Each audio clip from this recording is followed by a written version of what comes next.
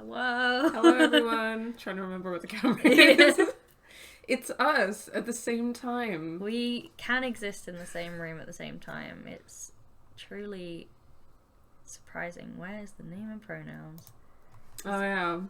Whoops. Well, I don't know why I did that. We forgot to update it, but in fact, we are not both Sara, pronouns they, she. We are Sara, pronouns they, she. And Daz, pronouns they, them. But we're just gonna update We'll that just type on the it, it's screen fine. Typey. now. Awesome. How is everyone? Happy Saturday. Happy Saturday. Love that the Queen is not alive anymore. I can say that, right? Yeah. We could say that. That's not against TOS. Yeah, we're good. We're good. It's been an interesting week in that regard. Yeah. It's kind of surreal. I get the feeling we shouldn't go like super into it because of TOS. But... Yeah, but honestly, when it happened, I did not like. It was surreal. Like I couldn't process it. Yeah, work was interesting because we're all meant to be apolitical. We were not apolitical about it. Yeah. Let us know if you can hear us okay, by the way, and if you can hear the game okay. I feel like we might have game audio off at the moment. Let us know if you can hear that. Yeah, the snowball is mic should be on. good. There should be some fun, like, can't quite figure out what, lyre sort of music in the background. That might just be... I thought you meant liar as in, like, a person who lies. I was no, like, what are you talking about? No, I know you... But in a medieval way. Yeah. Hi, Moonflower. Like, hi, Kukiyomi. Like being roommates in the historical sense. Yes. Exactly. We're super excited for this game. Yeah. We played a demo at... What was the event? WASD. Or WASD. Or WASD. Or whatever you want to call it. And we thought it was really cool. Yeah, because we knew we wanted to spend a lot of time on it, we kind of came to it last, but then we gave ourselves like half an hour to do the demo. Yeah. When it has a very extensive character creator. Yeah.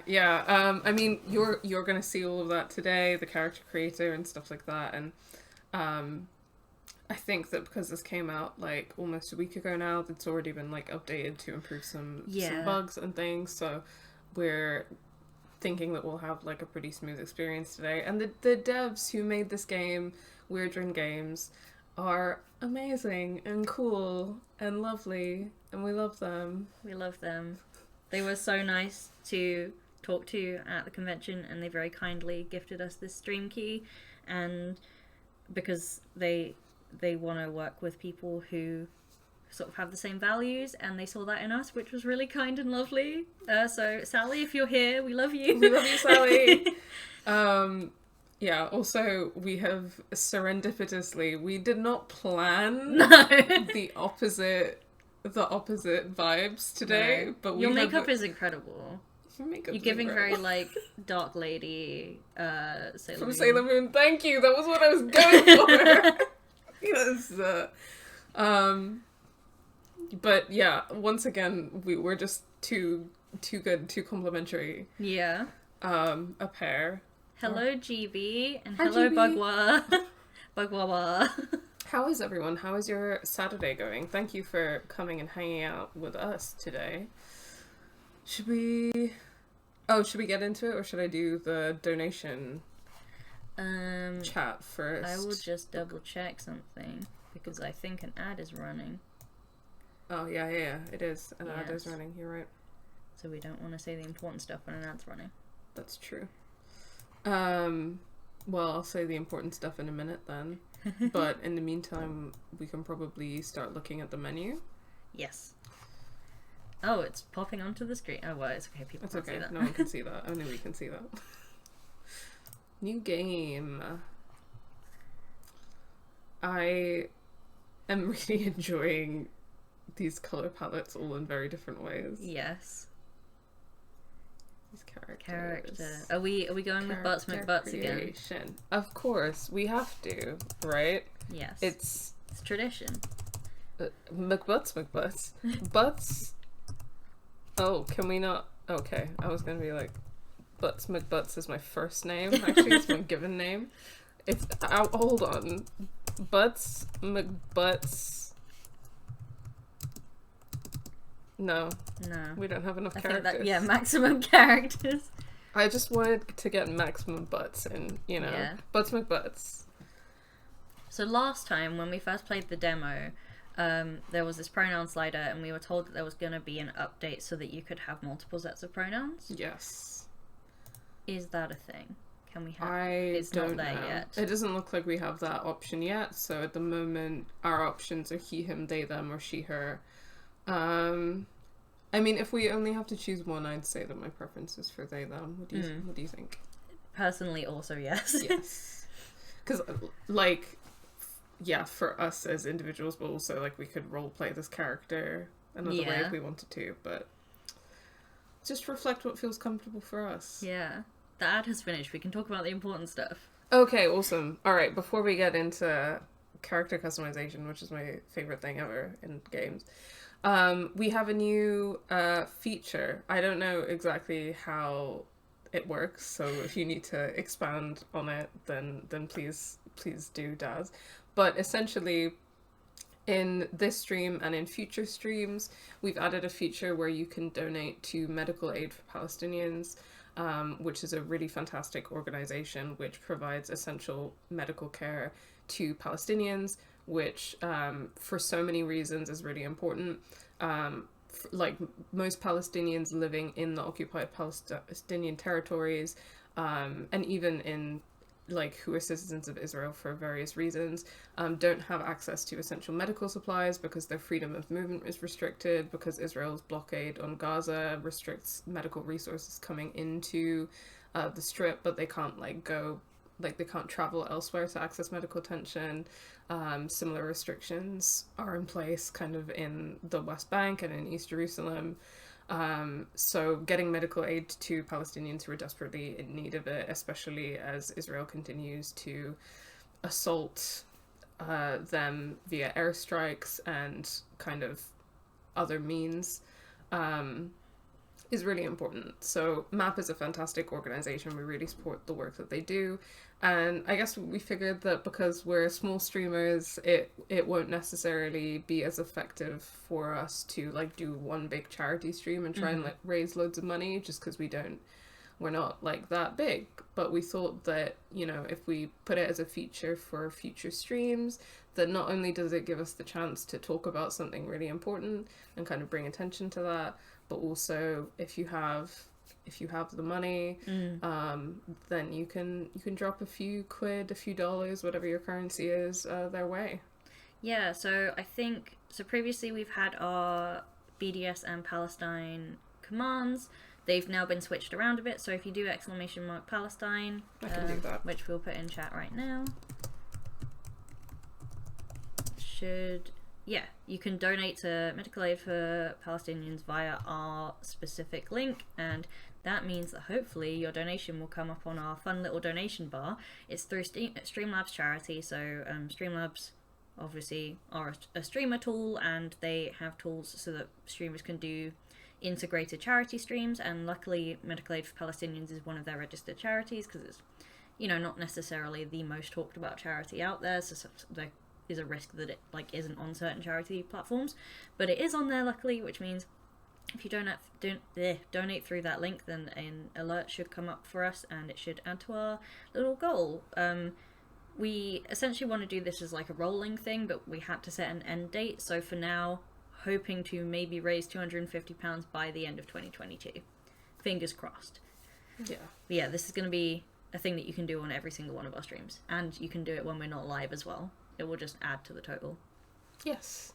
And I think now you can still access kind of more information than what we've just talked about the daily life for Palestinians, the struggle that they're facing, how they're organizing, etc.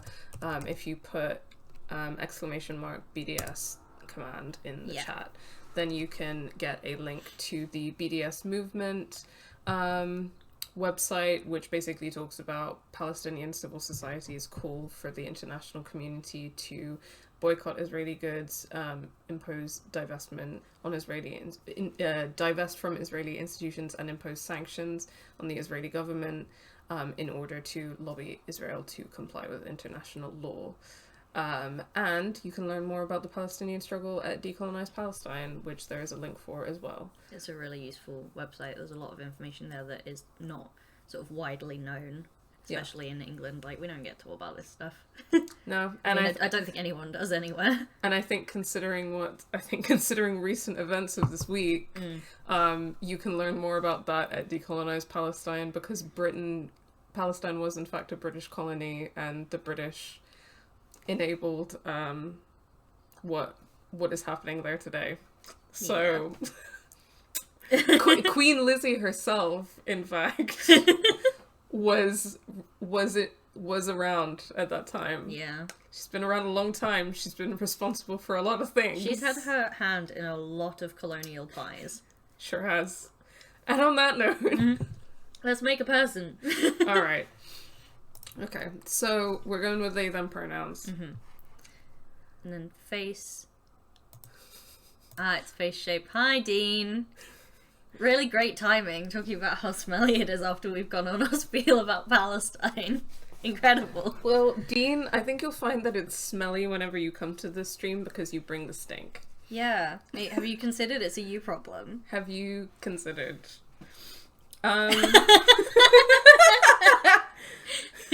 Today is bully chat day. It's always bully Dean day. Yeah. Thank you for coming. we love you. Alright, let's have a look at... Oh, these are face shapes. Yeah. I didn't notice that was what was happening. Yeah, because I think the skin tone is like a separate thing. Yeah. Okay.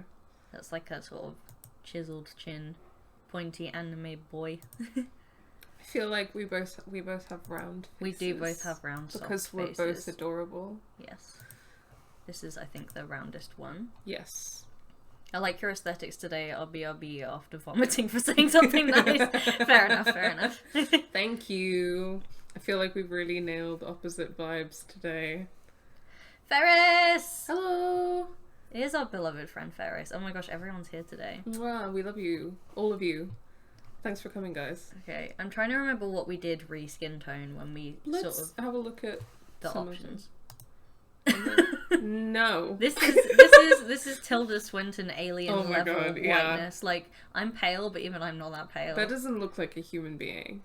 What is this game about? This game is a visual novel where you go to a witch school and do witchy things and can be gay? Yes. Question mark? Pretty sure you can be gay. Fairly certain you can be gay.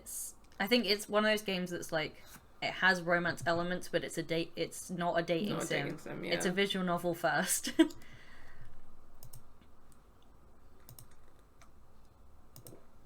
I would say the last two are like in my skin tone area. Mm. But we can have a look at all of them just to see the range and show everyone the range. Yeah. There's a pretty nice range of skin tones here. Yeah. And it's not just like, they all have like saturation and depth of colour. Yes. Instead of just like someone turning the saturation slider down on something. Yeah, the thing that used to be the most like, I don't know, annoying thing for me when I was a kid was that, like, obviously, like, if y'all follow this channel, you know this about me right now. I played like loads of RPGs, like Elder Scrolls, stuff like that, Fallout, and in that era, like 2000s era, yeah, like when I tried to make myself brown, there was like jaundice color. Oh no, it was sort of like extremely yellow. Yeah, and there was like poop color. So you could be poop or you could have jaundice, and that was what being POC in a game was like. It was so annoying. And they had these like saturation sliders. Yeah. And it did not help. It just made you look more jaundiced or more poop-like. Rip. It's about Sara and Daz's childhood fantasy come to life. Got it? Yes. Yeah, basically. Yeah. I like this one. I feel like this is my skin I like tone. this too. Bodhi. Titties. Titties. Bigger titty. Binder, I think. I think so. Top surgery scars. The double incision scars, I think. And then just nothing. What are you feeling? Well, you were pre-surgery when we played this. No, you weren't pre-surgery. No. No, I don't think I was pre-surgery. No. It's been so long, I forget. I feel like, there was a long period where I couldn't hug you. Yeah. That was a sad time in my life. I feel like the specific kind of titties that they have going on are not doing gender for me today. No, they're very... would look good in a corset titty, which is not the titty I'm here for. Yeah. Very round and... Yeah, I'm not vibing with those titties. It's not giving gender today. So... I mean, this also seems to have no nipples. It's just nothing there. Yeah. I'm happy for the nothing. Or do you want to have a binder? Or the scars? I think I want to have the surgery scars. Yeah. A long time ago, I had the opportunity to maybe have peri when I have surgery, but I have gained weight, and so I'll probably have double incision when I have surgery as well. What is the difference between those things? I don't know much about it. So with peri, they like go in through the nipple. So they remove the nipple, and then like take the excess, I guess, fat or whatever is in boobs out through there, and then put the nipple back on. It's interesting because like when I was researching for my surgery, I had to kind of look at a mix of top surgery resources and breast reduction resources. Yeah. Because I asked them to take me like basically as small as possible, and I had to get like a nipple graft, which is not common for breast reduction surgery. Yeah. But is obviously for top surgery. Yeah. And it was a weird experience because I think it kind of it for me it was very much the top surgery resources were aimed at like men, like people who want to like transition and are men. And the breast reduction resources were very much aimed at like cis women. Yeah. So it was a weird experience. I can imagine a lot of my knowledge of top surgery initially came from my trans mask friend in sixth form. Yeah. I do know some like non-binary lesbians and generally non-binary lesbians who like want top surgery or have had top surgery. Yeah. Do you follow Just Say SK on Instagram? I think so. She is non-binary femme and had top surgery and had like double incision and had her nipples removed and now like paints flowers on the scars. She's like an educator. That's awesome. Skin texture. Moons. Oh, neck tattoo. Yeah, neck tattoo is a strong candidate. This that I always forget the name of. I think it's called vitiligo. I have to double check that, or someone in the chat will correct me before I get to Google. The breast reduction group on Facebook you link me to is so cis sometimes. I look through it and forget I'm also not also cis. Yeah, I'm sorry, Ferris. It's like the only, it's one of the only resources there is, and it is a really good resource, but you're right, it's like really cis. So sometimes when I was in that group, I was like... The trans mask ones are also extremely trans mask, though. Yeah. It's the same issue. Yeah, so it really, really kind of on both sides of it, I was like... Okay, this is not for me. None of this is for me. Every post is like, hello, girly women, ladies. So true. Vitiligo is what that skin pigmentation condition is called. I'm feeling either the moons or the neck tattoo. I don't know whether I'm hard enough to have a neck tattoo. I want a neck tattoo so bad. I mean, I want to be tattooed like everywhere, but I've been thinking a lot about a neck tattoo, and since being post-op, I've been thinking about getting like a chest tattoo as well. Dean was asking about your surgery. Oh, did I get it in Manchester? Yes, I did. I will also be getting mine in Manchester. I'm happy to go with the neck tattoo. I think we went with the moons last time. Clothing. I guess. Yeah. See what kind of vibe we're going for. Chest, window, in various colours. It's nice that these are... Trans! iconic. It's nice that it feels like the clothing is like gender neutral. In that you can wear whatever. Ace, flag, bi, flag, lesbian, non-binary, pan. Okay, so those are all the flags that I recognize. So there's just like hard color and then the same thing but in all of the flags. Yeah. T-shirt. I'm not really feeling the turtleneck on those previous ones, so... V-neck. Not generally a V-neck person, but I am V-necking today. It's a different kind of V-neck. Yeah. Cute little halter dress situation. I think the only thing is that it looks like it's designed to like fall over the... Yeah, so it doesn't fit right.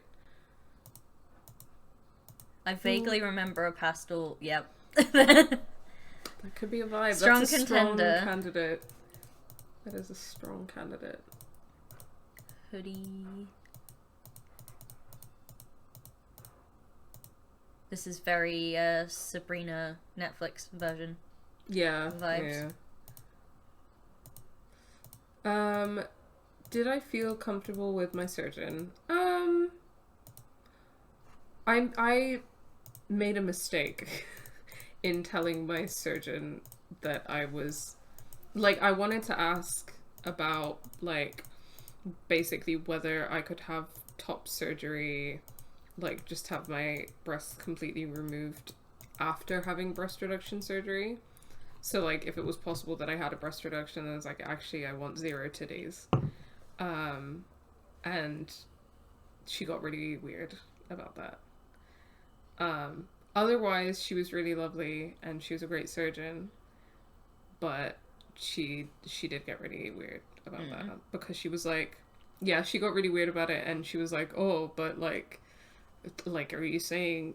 She didn't say it in these words, but the vibe was like, oh, are you saying, like, you want to be a man because you would have to feel, like, dysphoric?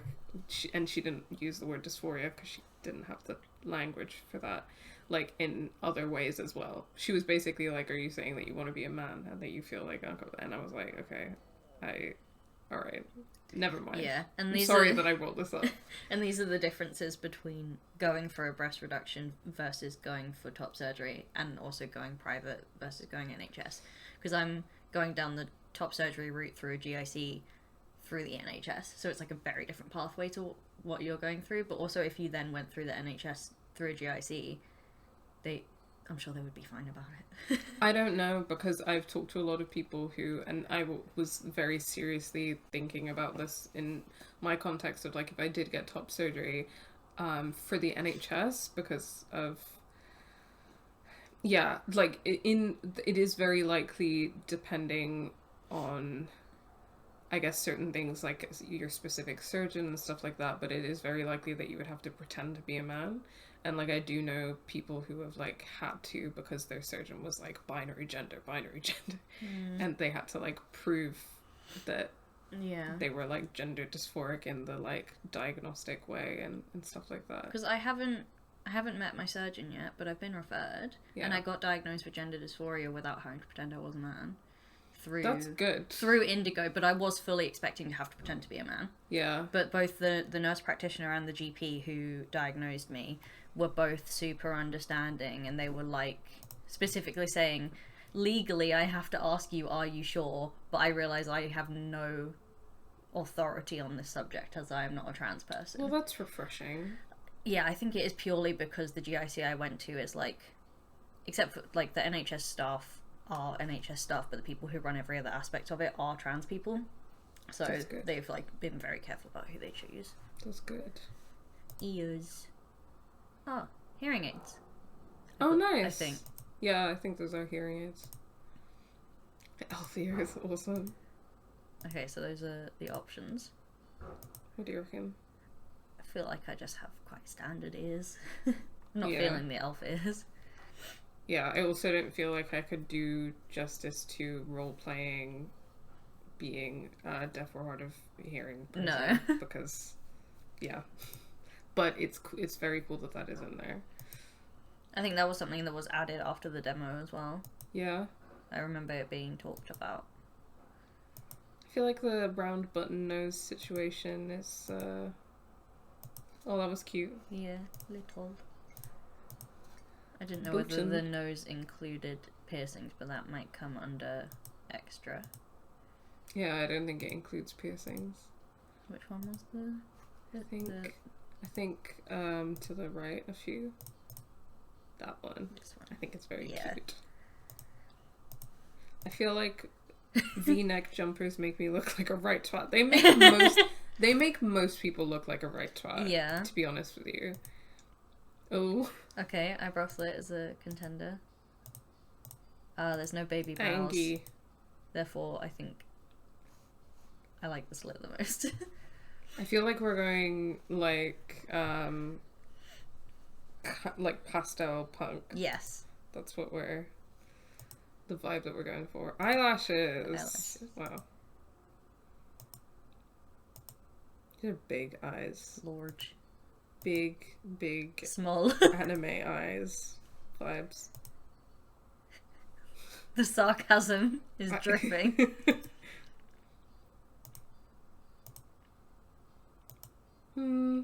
I kind of love the enormous lashes. These ones. Yeah. Yeah. The drama. Yeah. What colour eyes? I have blue eyes. Yours are fine, but blue eyes as a general thing, especially when they're really light, terrify me. They can be quite scary. They are scary. And it's funny to me that that's like the beauty standard. Yeah. Because I'm always like, you look like you are possessed.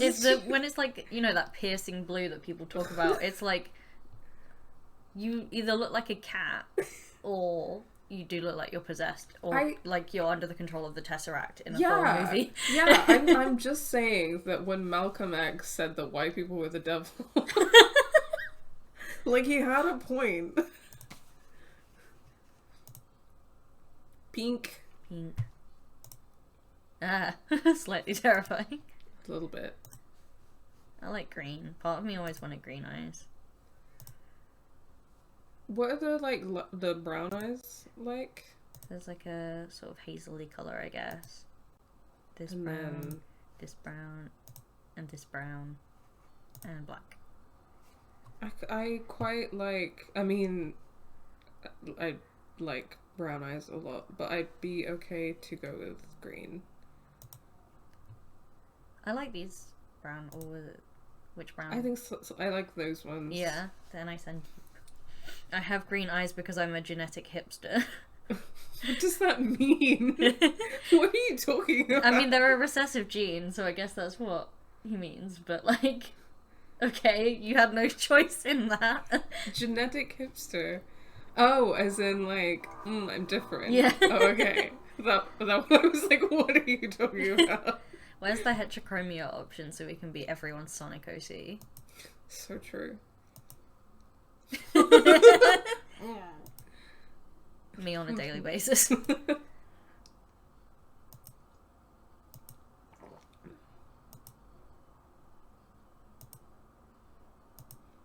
Were those lips for gums? Here, I think that's the bottom lip. That's a bottom lip. But are those It does lips? look a bit gummy. I think it is Yeah. meant to be lips, but Okay. I had the same issue here. I was like, are the teeth stained? But no, that's lips. I quite like either of these two. Yeah.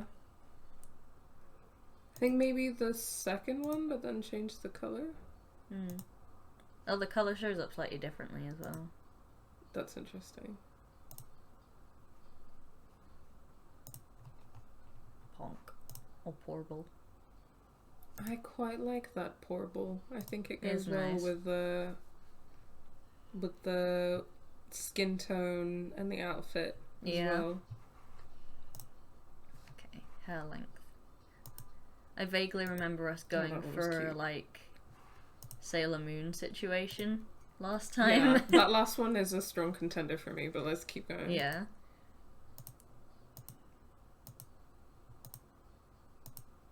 This is where we go into like Ooh. pick rumors. There's like dreads, The braids are really nice. Yeah. Oh, and we're gonna have a fringe as well. So. Yeah. that will change everything. Was it this one that? Yeah, I quite like that. It's just, the little curls are really cute to me. I mean, you know I'm a sucker for curly hair. Yeah.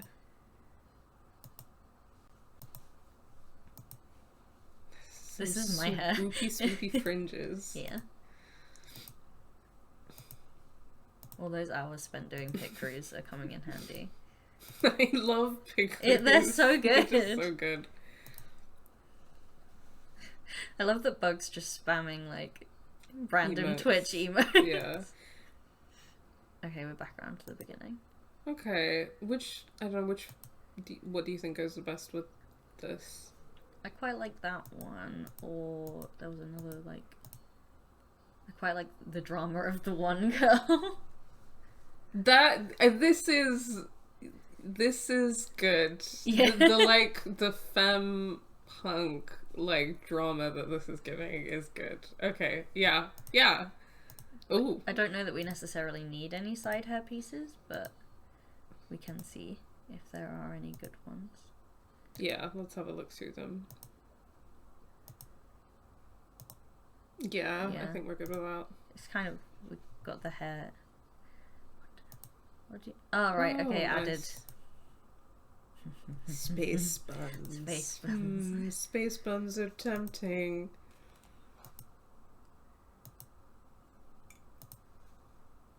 Damn. Giant ponytail. We've gone from having like very short styled hair to like actually we just have a huge ponytail. It doesn't matter how you make them look, they aren't getting laid with the name you've given. That's what you think. That's what you think, Dean. There's the dumpling head. Good vibes. I think I'm good with either like just keeping it as is, or the space buns look quite good without the long bit. I think that texture of space bun is better. I quite like these space buns. Yeah. Okay, hair color. Don't know where. I'm so glad that it makes it all the same color. Yeah. Are you ever doing a pick crew and you have to like? I mean, frequently I'll be like, I'm gonna give myself cute streaks. Yeah. Well, but sometimes it does it well, but sometimes it looks strange. Yeah. Oh, and it changes the eyebrow color as well. Ooh. Horrible. I feel like the purple has potential. And it's on brand as well. It is. What was the acid green look like? That's surprisingly... The green is surprisingly good. Yeah. Hatsune Miku hair. Yes. Bubblegum pink. I like the pink, but not with the jacket. No, too much pink. Yeah, I need some contrast. Oh, I'm just skipping over the quite natural like that hair red. colours. The red is quite nice.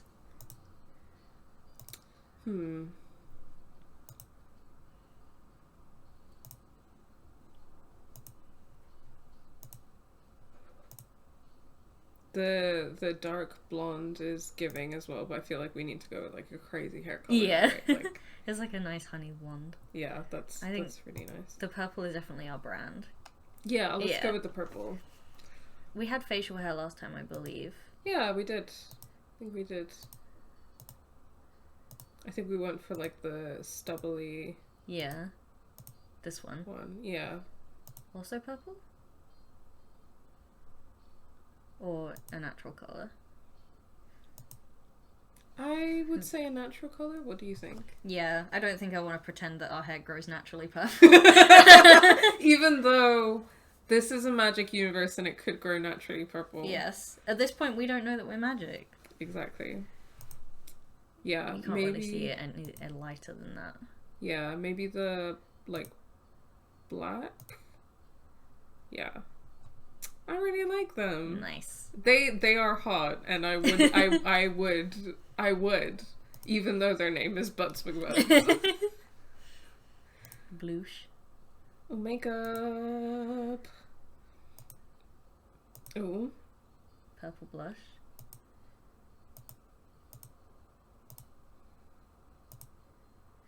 The pink is cute. Okay, yeah, let's go with the pink.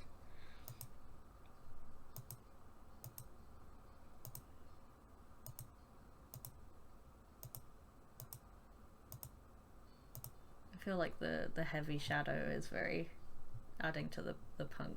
Yes, definitely. Ooh. Big old glasses.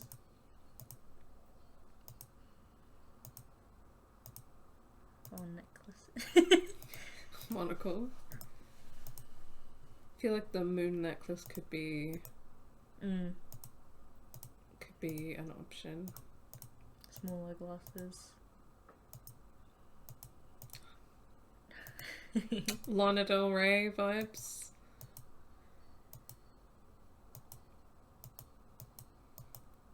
Nice. Like, would you say the gold necklace or the silver? I think probably the gold. Yeah. Ooh, piercings. Nice. Cheek piercings. They're so cute. I think the cheek piercings are the cheek piercings and the septum piercings suit Yeah. them. I like the gold septum. Yeah. Damn, they're just getting hotter and hotter. Yeah. Actually. We're doing a really good job. Dean votes for green glasses. I feel like that wouldn't match anything though. Why would they own green glasses? Why would you say that? All their trans flag earrings. Yeah. Oh, the gold hoops. That's strong. A singular crystal. Singular Also crystal is good. also strong. It like balances out the hair. Oh, yeah, it does. I do like the gold hoops though, all the trans flag earrings. Yeah, I'm between the hoops and the dangly crystal. Not matching is a statement. Okay, Dean. Whatever you say. What do you think between the hoops and the dangly crystal? I like the hoops a lot. I do also like the crystal, but I feel like the hoops are more out of my comfort zone, so I want to go for that. Yeah? Okay. Hoops. Headwear. Ooh. Witchy hats. Flower crown. Cute. Alice band.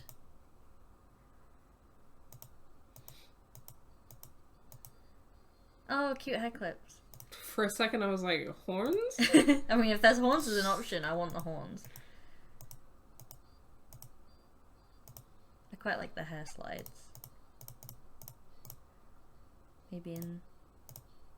Pink? Or... Yeah. Yeah, because I feel like that brings... It ties everything together. And then there's also the option of hijab or a burqa. Yay! Those Or a are really turban. nice hijabs as well. And they like show different different ways to wrap it, Yeah. which is nice. Oh, that's awesome. I'm That's glad so that it awesome. doesn't just like put it on top of everything that you've already got. Yeah, because that can be done really badly. Oh, that's awesome. Nice. I don't remember if we saw that when we were playing the demo, but that's really cool. I love it. Nice. We're good to go with This Butts McButts. person is They are hot. hot. They are hot. They're hotter than the person we made last time. The person we made last time was very much a sort of weeb fantasy. Yeah. I think the hair colour thing, when we did it last time, it was pick a colour for each like section, because we definitely had like purple and pink bits of hair. Yeah. And this stopped us from going a bit insane Yeah. with the colours. And by us I mean me. No, we fucking smashed it. Yes. Okay, let's play the actual game. We've been character customizing for like We've half been an live hour. for 42 minutes. Listen, character customizers are the best Yeah. and the most important part of any game. Okay, I'm happy to narrate to start.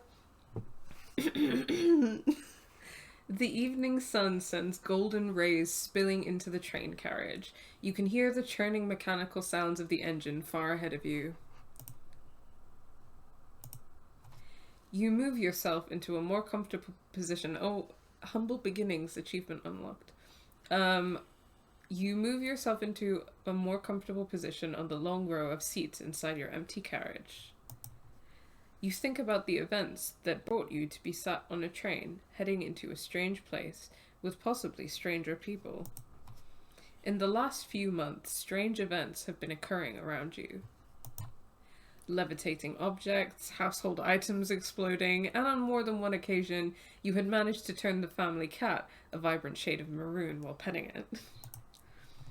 You suppress a shudder as you think about how, over the past few months, every time your magic emerged, it had gotten stronger. Yes, I can move the dono bar. I was wondering where would be best. Oh yeah, we can move it in future streams. Yeah. No problem. Maybe top... Yeah. Put it up here. I think that's good. Nice. Thanks for pointing that out, Dean. I can't move the little like sub count and donations thing because that's like within stream elements, but hopefully it's not too in the way. Your parents had explained that you had magic relatives long passed away in the family tree. Casual. Just... yeah. But given the fact that your parents had little to no magical ability, it had been believed that the magical trait had died out. I don't know how genetics works, but it's always a possibility, right? That a descendant could have it. I think so, yeah. Unless, like, they'd had some genetic altering had happened, then it could just be recessive and dormant for, like, a long time. Yeah, exactly. Also wondering if magic is, like, normal in this world, like everyone knows about it. It seems like it might be.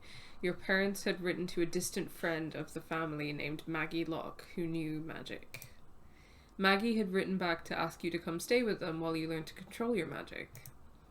You move yourself into a more comfortable position on the long row of seats inside your empty carriage. As you look up from your wristwatch, a strange shimmer similar to heat haze or a mirage passes through the carriage like a wave. As quickly as it came, it's gone. You shake your head a little, unsure of what just happened. Then, you feel a small jolt and the train begins to slow. Yo, if magic existed and was inherited and I didn't get it, I'd be so fucking bitter.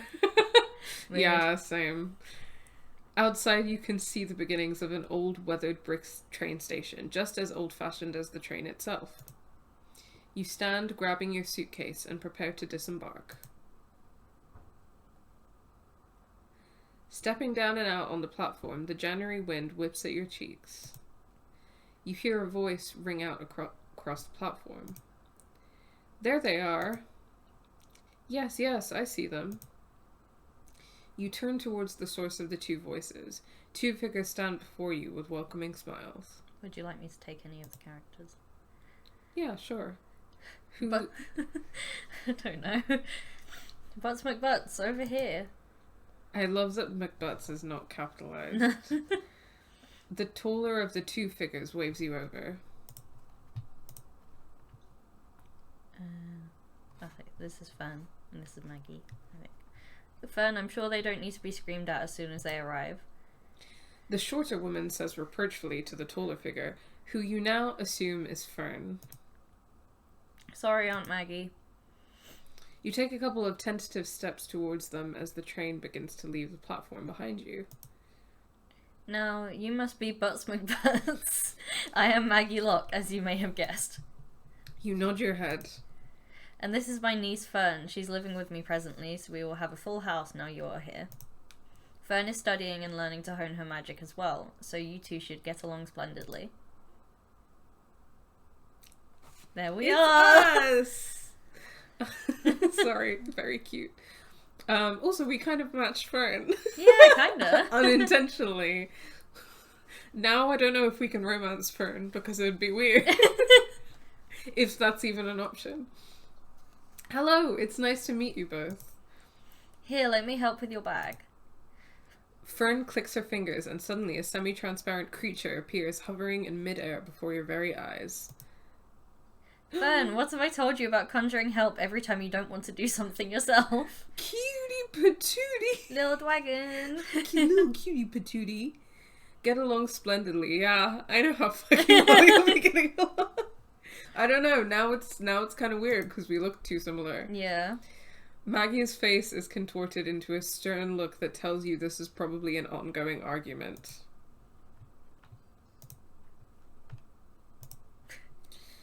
You watch as the winged creature flutters down to your suitcase before taking it up in the air. Little guy. Just hugging it. I know. I shouldn't just conjure spirits for every small thing, but that suitcase looked kind of heavy. It's then that Fern notices you staring at the almost transparent figure in front of you. Oops, sorry Butts McButts, I forgot you won't have seen anything like this before.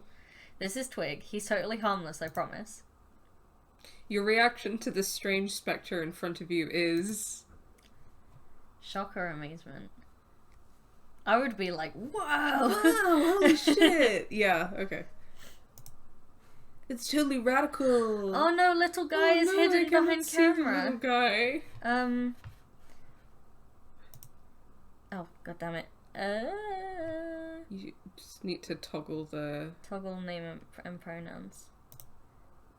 What? No, so you've clicked on the eye, Yeah. which hides it. Yeah. Yeah, there you go. Yeah, I'm trying to show the little guy, but I can't get rid of the purple bit. Okay, I see. There we go. There we go. There's the little guy. There's the little guy. There he is. Take it all in, guys. That's unfortunate. If this game wasn't full screen, then it would be fine. But, alas. Rest in peace. Little guy! Little guy. Little guy. There we go. I don't know why I did that voice. I'm so sorry. You give a small bow with your head towards the spectral form now holding your case. Thank you very much for your help, Twig. Fern beams... oh god, that's you. Oh. Little guy is grinning. Oh my gosh. You guys have to see this. Thank you, Daz, for being in charge. Look at his little smile. He's so happy. He's so cute. Fern beams at you, pleased with your reaction. There we go. Thank you, Daz, for being the tech master. It's okay, I'm doing my best. It's a conjuration, Butts McButts. You won't have seen one before, right? These types love to help out with small tasks. I could use one of those. Yeah, for real. He can't talk, but he understands what's going on around him. Spirit dragons glow a little brighter if you say nice things to them or about them, or when they are pleased. He just wants approval. Wow, so you've really never seen a conjuring before? Questionable ethical arrangement Fern has where she summons the spirit to do the work. Yeah, a little bit. bit. Slightly house elfy, but we don't talk about it. No, I've never seen anything like that before. Can you both make them? Could I make one?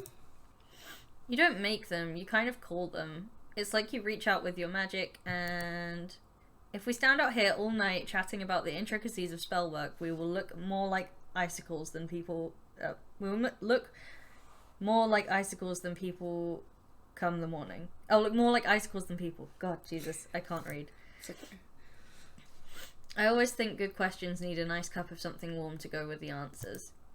Let's get back home and get something warm in you both, and you can ask any questions you like. Auntie is right, plus I'm starving. Let's go then. Says the narrator. What? You walk through a relatively normal-looking countryside village until you reach a high street lined with strangely named shops. I think we're in the U of K. Mm. What the United of Kingdom. Maggie and Fern both come to a stop outside one of those shops. You look towards the front door that you have stepped in front of. Here we are, home sweet home. Your eyes slide to the glowing bottles and colourful trinkets in the windows of the store. Maggie's potion shop reads the signage. This is your shop? That's right. Finest potions, brews and elixirs this side of the country. I work here at the shop too. I help Aunt Maggie, mostly inventory and restocking. The boring stuff. I'm getting flashbacks to the big titty witch with the shop in Wicked Willow. Oh my god, yeah. I don't remember what her name was, and she had the accent, and yeah. The one who was like, you need to find this stuff to help your friend, or whatever it was going And on. I think that, like, I still haven't played all of the content of Wicked Willow. I need to do that sometime. No, because you ended up romancing the same character. Well, I just love her so much, but I need to actually play the other routes so that because if you play the other routes in Wicked Willow, then you basically like start to unravel the mystery, which I think is a really cool thing for like replay effect. Is that like if you play it one time, you still don't actually know what's going on. Yeah, which I think is an interesting thing about the game because of the time loop thing. It's been so long. It's been so long. I will replay that at some point. Maggie isn't very creative with her naming, is she? We can show you around the shop tomorrow. Oh, that's me. Oh, that's you. Sorry. It's okay. We can show you around the shop tomorrow. For now, let's get in the warm. Oh, Maggie's potion shop. Yeah. Maggie unlocks the purple painted front door to the side of the shop front. The whole like purple and yellow theme that they've got going on as a family is very soft. Very, very good. You find yourself whisked through the bottom floor of the house into a cozy kitchen in the rear.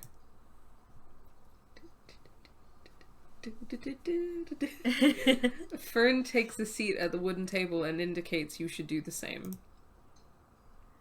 In a flurry of movement, Maggie begins to work her way around the kitchen, preparing something to eat. You watch as pots and pans, spices and herbs float overhead and into places where she points them. Wow. Honestly, this is the main reason that I want magic powers, is to make cooking easier. Mm-hmm. You both have pretty amazing abilities. My parents don't have any magic. Well, not enough that they ever use it. I thought magic was dying out. How are you both so powerful? It is dying out, I'm afraid, but there are still a good handful of us around the world who have heaps of magic. It also tends to run in families. Sometimes it skips people or generations, like my mum. She doesn't do any magic. Sometimes it skips over many generations and can come as a real shock to some families. Lots of people send their kids away to fancy magic schools overseas, or to private tutors, or places like Wycherley. Yeah, that sounds about right in terms of how genetics would work in magic. It's like curly hair in my family. I'm like the only alive member of my family who has curly hair. The only alive member? Like, I don't... Like, none of my great-grandparents had curly hair when they were alive when I was young. So it must what happens to their hair when they're dead? Well, I think it came from my great-granddad, and he was mostly bald. Okay. So, I understand what you're saying, but the phrasing is... My words aren't working today, clearly. This is very funny to me, sorry. Everyone in Wycherley can use magic, but it's pretty unique as there aren't that many all-magic towns left anymore. Everyone can use magic here? Yes, the whole village is magic users only. They flock here for safety. It's like Hebden Bridge and lesbians. So true. It's not like some of them could fit in out in the normal world.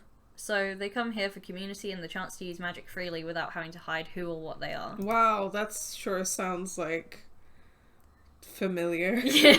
That sure sounds like an allegory. Mm-hmm. Don't normal people think it's a little strange that there's a whole village keeping themselves separate? We don't talk about the curly hair massacre of 82. Bug, shush. We don't talk about it. That's the genius bit. They don't even know the village exists. There are only a few ways to get in through the barrier, and you must have a special pass or live here already. But I didn't have a pass. Your train ticket. It'll let you get on the train and the train can pass through the barrier.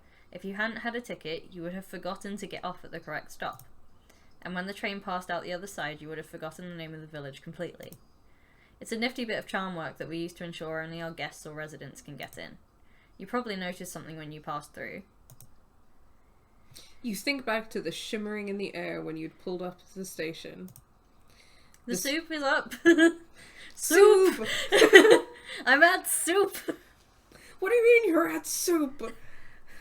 What happened to the non-magic people in the village? The implications are questionable. Maybe it was entirely abandoned before.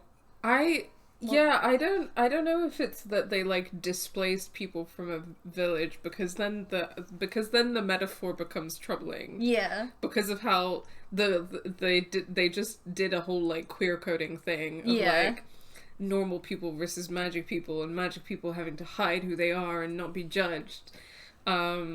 So it'd be a little troubling. Yeah, the implication they was probably built the village. was that the gays went and displaced people in order to create their own village, Yeah. like a little settler colony. I also imagine that they wouldn't kick out people from the family lineage that, like, don't have magic. Yeah.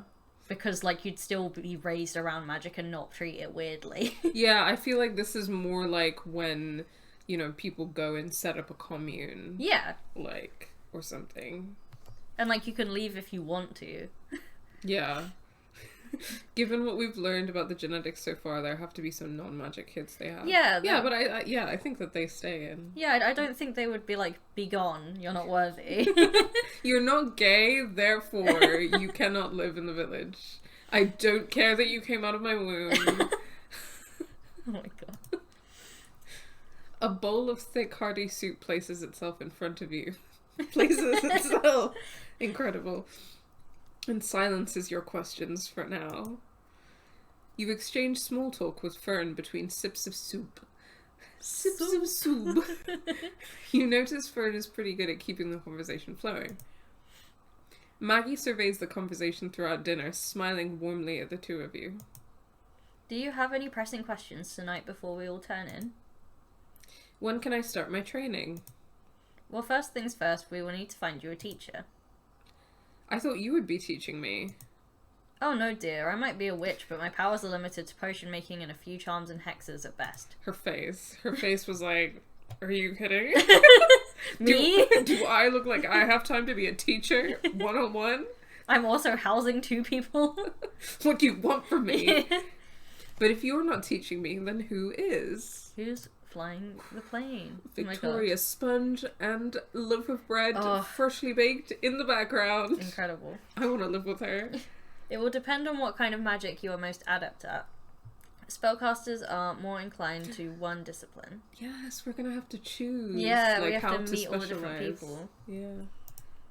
So, you will need a teacher who understands and uses the same school of magic that your power is drawn to. This makes sure that you get the best understanding of your power. I know that this is like a trope, and like people know it's a trope since Harry Potter, the whole like disciplines of magic, and like obviously that trope predates Harry Potter, but that like made it popular. It's a thing even within like witchcraft and like druidry circles. Yeah. Look, I really enjoy how the like magic specialization thing is framed in the Owl House. Yeah. Because I think it's so interesting because it feels like they kind of use that as like a metaphor to talk about like imperialism and capitalism. Yeah. I'm gonna snooze the ad so that you can talk about this. Yeah, I don't think I have much more to say about it than that, especially because I don't want to spoil it for anyone who's watching who hasn't seen the Owl House, which you should. What are you doing? What are you doing if you haven't seen the Owl House? It's gay, there's magic. But yeah, because it feels like obviously that's a trope, but I feel like the way that they handle it is so interesting. Yeah. The coven system sure is a time. Yeah, because it's like wild witches like have access to all of the different kinds of magic and are in touch like with nature and stuff, and the natural way to practice magic is to do like whatever you like. Yeah. And then the coven system like imposes these like, oh, you have to specialize and stuff. And once you've picked one, there's no going back. Yeah, which is it like feels exactly like and because that's linked to the emperor, like he put that system in place, it feels like it's linked to like capitalism, imperialism. Yeah. So cool. Separating the people so that they can't organize. Exactly, divide and conquer. Yeah. Hi, Evelyn. Hello. Okay, so what other schools or my power will be drawn to something? Thank you for the resub, yo Xehanort number. Me and Bug were literally just talking about this earlier, about how Xehanort has 13 forms. Well, and Xehanort has subscribed for 13 months. Oh no, Xehanort's in Evelyn. That's not good. I don't know, isn't the Kingdom Hearts like whole thing like everyone is in someone who's in another person who was a reflection of another person who is... Are you talking about the like nobody system? Yeah. Like, it's, I don't know. It is a lot of, like, one person is also another person. Yeah, exactly. Everyone is... Listen, Dean, I can tell that you haven't played Kingdom Hearts, because that is fully how they talk about it as well.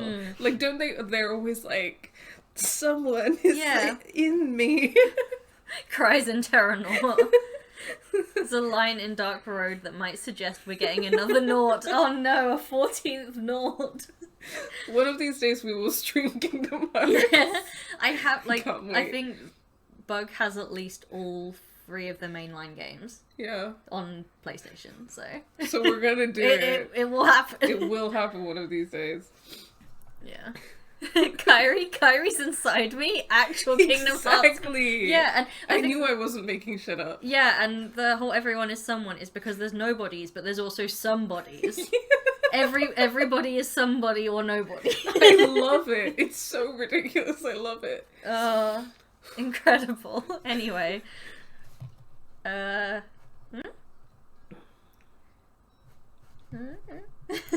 don't know, because I kind of want to, like, I'm interested in both.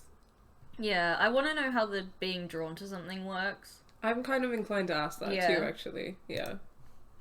There are 6 schools of magic in total, and most people's power is drawn to 1 or 2 of them. So there is an element of, like, oh, you feel, like, drawn to something. Dual classing. The one chooses the wizard.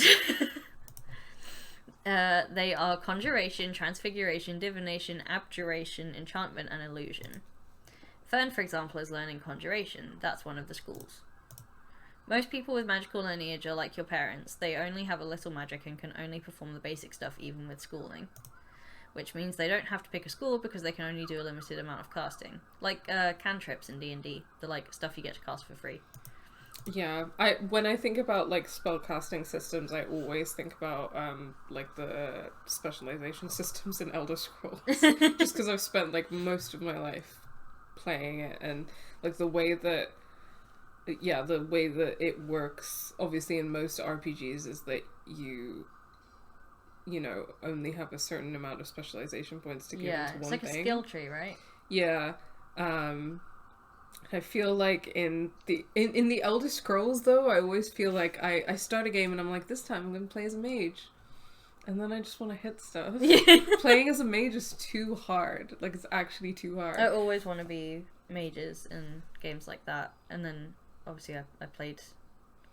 Oh, did I play a rogue when we played Skyrim? Purely because I wanted to be a Khajiit, because it was conflict. Yeah, it's interesting how different game systems do kind of, like it is easier or harder in some though. So, like, in the Elder Scrolls, I always end up playing as a rogue, usually, or just hitting stuff.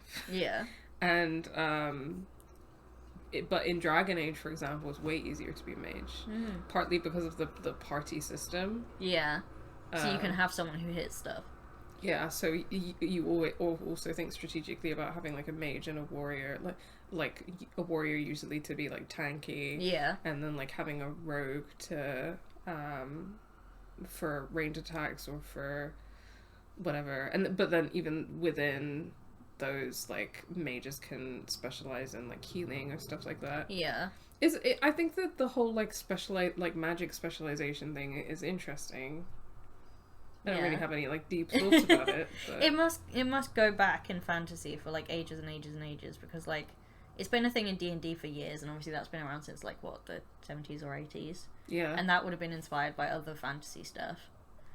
Like, the specialization in D&D has got more complex over the versions, but I do remember when we briefly started that, for some reason, first edition campaign, there was a couple different types of magic use in that. Whereas now it's way more complex and you can dual class and stuff. Yeah. Yeah. I usually just go for big sword unless I'm trying to find a way to break the systems of a game. I think that, like, I usually like magic or rogue types depending on the game and, like, the game system, because I really don't enjoy, like, being tanky or being slow. Yeah, I don't like being slow. I think that it's, like, when you're playing with other people, you're playing in a group, it's always useful to have that person in the group, but that's not me. That's the thing with Genshin, like, I've just realised that my, like, standard team because you have 4 characters at once that you switch between. I don't... Like, they all have elemental powers, but they're a specific weapon that is a catalyst, which is like the spellbook one. And my standard team doesn't have any catalyst users on it. I have 2 sword users, a bow user, and a pole arm. And then sometimes I have... what are they called? The big swords. Like a great sword? Yeah, it has a name, but I can't... Claymore. Oh, yeah. I can't play melee characters because I'm too crafty to run away. I really like stealth gameplay when I actually have like the mental energy to put into it. I really enjoy it. Big sword and dodge. Yes. Yeah. Dark Souls. It's the harder, more complex stuff that takes more energy that gets split into schools. But those with more power will be able to do much more with it. It's also much more dangerous to leave that amount of raw power unchecked. Power of that magnitude needs a focus. It builds up over time with nowhere to go if not directed properly. You shudder a little thinking about how explosive and unpredictable your own powers have been in the last few months. In terms of what your power will be drawn to, it's just like some people are good at singing or painting or math. Magic users tend to have a school of magic they prefer or that comes naturally to them. So, how will I know what I'm any good at? There are a couple of tests we can do to figure out what you might be most suited to. Oh, they do this in Hunter x Hunter. What, like test? Yeah, there's like a test involving a glass of water that figures out what type... I can't remember the terminology, but it figures out like what of 6 different types of like power you'll have. Like there's one that like is like an additive power, one that's like changes one thing into another, and how you affect the glass of water is a test to see which one you're most drawn to. So like if you make the cup of water overflow. Oh, interesting. Or if you make it grow a plant, or if you make it turn into poison. Yeah. My first run of Dark Souls 1, I beat the final boss with nothing but rolling attacks because it was the only attack on my UGS that was faster than any of his attacks. That is a vibe. I do so much rolling in games. Dodge rolling. Rolling and dodging. Dark Souls. Okay. It's ultimately up to you though. Personal preference is more important than test results. That's good to know. So true. Thanks, Maggie. Learning can take years and years, and some practitioners choose to dedicate their lifetimes to perfection. Like Auntie said, it can take a while, so it's best to choose something you could see yourself enjoying. My powers always lean towards conjuration, but I also find it super interesting. I can't imagine choosing anything else. It's getting late, and I'm sure you'll want to unpack and settle into your room before bed. You just managed to stifle a yawn that you hadn't even realised was emerging and shake yourself awake a little more. Fern, you're on an early shift tomorrow and have to open this door, so you should go up too.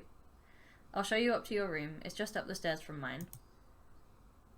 How do they know each other? Like us and these two, and why are we staying with them? They said family friend. So I think Maggie is a family friend that our parents knew, and then Fern is like I think her niece. She said, yeah. Okay. Sorry, I just blanked on that. No, yeah, it does seem a bit like, random. Why are we just randomly staying with these people? Yeah, no, family friend. Fern bounces from her seat and leads you to the door. Before you exit the kitchen, you turn to face Maggie. Thank you for all of this. With the room and with your help finding a teacher. We look out for each other. The entire village is like a big family. I hope you'll feel a part of it soon. If this was a different game, that could feel creepy. It could feel like, join the family. You'll like never cult, leave. Like cult yeah, culty. Vibes. Yeah, you're right. It could. But for now, it's just giving found family. Fern leads you out of the kitchen and up a flight of stairs. At the top of the stairs is a hallway with doors leading off of it. Dang, their house is not... Like, downstairs was giving cottage, and this is giving mansion. Yeah, I don't know whether it's because the downstairs is, like, limited to one room because it's a shop building, so that upstairs can, like, extend over the shop. That makes sense. Fern shows you to the last door on the right-hand side and points into it. This one's my room. If you need anything, just knock. Now this She points to another staircase opposite her door. This leads up to your room. This used to be the attic, but Auntie and I managed to spruce it up a little before you arrived. It's not much, sorry. It's this looks nice. incredible. This is what? This study is nook. like awesome. I was about to comment as well, this would be a weird effort for a distant family friend, but the lore so far suggests magic users are endangered and oppressed, so it would make sense. Yeah. Definitely. Not much. I'll move in. Yeah, exactly. It's beautiful. Yeah, they sort of seems like they maintain those connections, and then it's like, oh, the magic came back in our family. We need someone because we're all out of practice. I think this is the thing about like magic in stories as well, is that so often it obviously like acts as like a metaphor. Yeah. And like I think that like similar to how like fantasy race allegories are not always like amazing at like at I don't know conveying certain like things about structural oppression or like the nuances of that, like the magic users are different and have to hide who they are thing is pretty common, which obviously like is queer coded, but the way that that's linked to structural oppression isn't always necessarily like you know like, so I don't know if like magic users are like materially oppressed in this world necessarily, but like the fact that there are magic Nazis in the supposedly oppressed class, Miss J.K. Rowling. Yeah. Or like I think that's one of the reasons why I find the Dragon Age lore so interesting, is because I actually feel like they do it pretty well. Because like mages are oppressed as a class. Yeah, I mean, from what I've seen of your streams and stuff, like the fact that they get like put in these things that are essentially prisons for their entire life. Yeah. And are like heavily policed and stuff like that, and then it's like linked to the oppression of elves, which is a racial oppression. I think that's why I enjoy the lore so much. I feel like you actually, now that I'm talking about it and thinking about it, I feel like a lot of the time it's like the magic thing is like a metaphor, but it's not like linked to structural oppression. It's just linked to the individual experience of being like queer. Especially when a lot of these magic storylines will then also have like some subset of the magical community being like, our power makes us better than everyone else and we're going to use that to oppress people. Yeah, it's giving white cis gays. I don't know how to put it exactly, but it's kind of reminding me how like discourse about BioShock Infinite has been re-emerging. I don't know if you've seen that. I haven't, no. I don't know much about BioShock. Okay, so I haven't played Infinite in a really long time, so I don't remember the details about the lore, but basically Infinite, and it's also kind of bizarre because the first two BioShocks have pretty good politics in terms of like anti-capitalism. The whole premise is about like a libertarian, like hyper-capitalist dystopia getting going too far and then sinking underwater and becoming like a nightmare world. I think all I've seen about BioShock is I think being Caitlin streamed a little bit of it and I was like, why are we underwater? Yeah, it's really interesting politically, but then Infinite for some reason decided to be like, it's if black people had power then they would oppress us too. Damn. Yeah. That's a big 180. It's bad. And I like, part of me is like kind of tempted to replay it because like I haven't played it in over 10 years, so I don't remember like how that plays out exactly, but the discourse about that's been re-emerging. But it's like a similar vibe of people being like, yeah, if gay people had power, they would oppress everyone too. I'm like, no. There's so many levels to why that's wrong. Yeah. I find these types of metaphors tend to work best when they're not meant to be one-to-one with any real-world oppression. It's been ages since Evelyn played Infinite, but sounds about right. Yeah, I think... I don't know. I think that it would be difficult to, like, be one-to-one to any real-world oppression, and I don't think that any of them actually, like, achieve that. Yeah. But I think that the problem for me is that, like, the metaphors have the potential to talk about like structural oppression, and often they make it individual. Yeah, they focus far too much on that individual experience that, like, I think also a lot of, like, privileged queer people focus on when they're like, well, my individual experience is, like, obviously, like, it sucks if you experience, like, homophobia in the street or whatever, but then if the rest of your life isn't really that structurally affected, like, you're able, for example, if a cis gay man is able to get a bank account and a mortgage, but a trans person can't because of name issues, those are different, like, structural things that affect queer people differently. Yeah, and yeah, absolutely. Like, he's not, like, if he's, you know, in that position, then he's not really facing any structural oppression. Yeah. And, like, individual discrimination, it's like individual discrimination is not the same as structural oppression. No. But also at the same time, individual discrimination doesn't come from nowhere. It can only be understood in the context of structural oppression. So I think that when people are attempting these metaphors, that's kind of what I want to see them explore or try to explore. Yeah, you need to have a look at, like, how the outside world is doing, like, anti-magic legislation or policing or something. Yeah, because Instead of just being like, they don't exist, actually. Yeah, and I think because that's what's so cool about, like, fantasy and sci-fi, right, is that you're building a world. Mm-hmm. Like, because that's what's so fun and interesting and engaging about it. Like, if you're building a world, then you get to be like, oh, this is how, like, this world is organized. Yeah. And you can do really interesting things in terms of talking about politics with that. And some people do it really well, and some people don't. Some people who recently wrote a self-insert about themselves. You know, she's come out in an interview and said that it's not a self-insert, but it's very clearly... She's good at lying.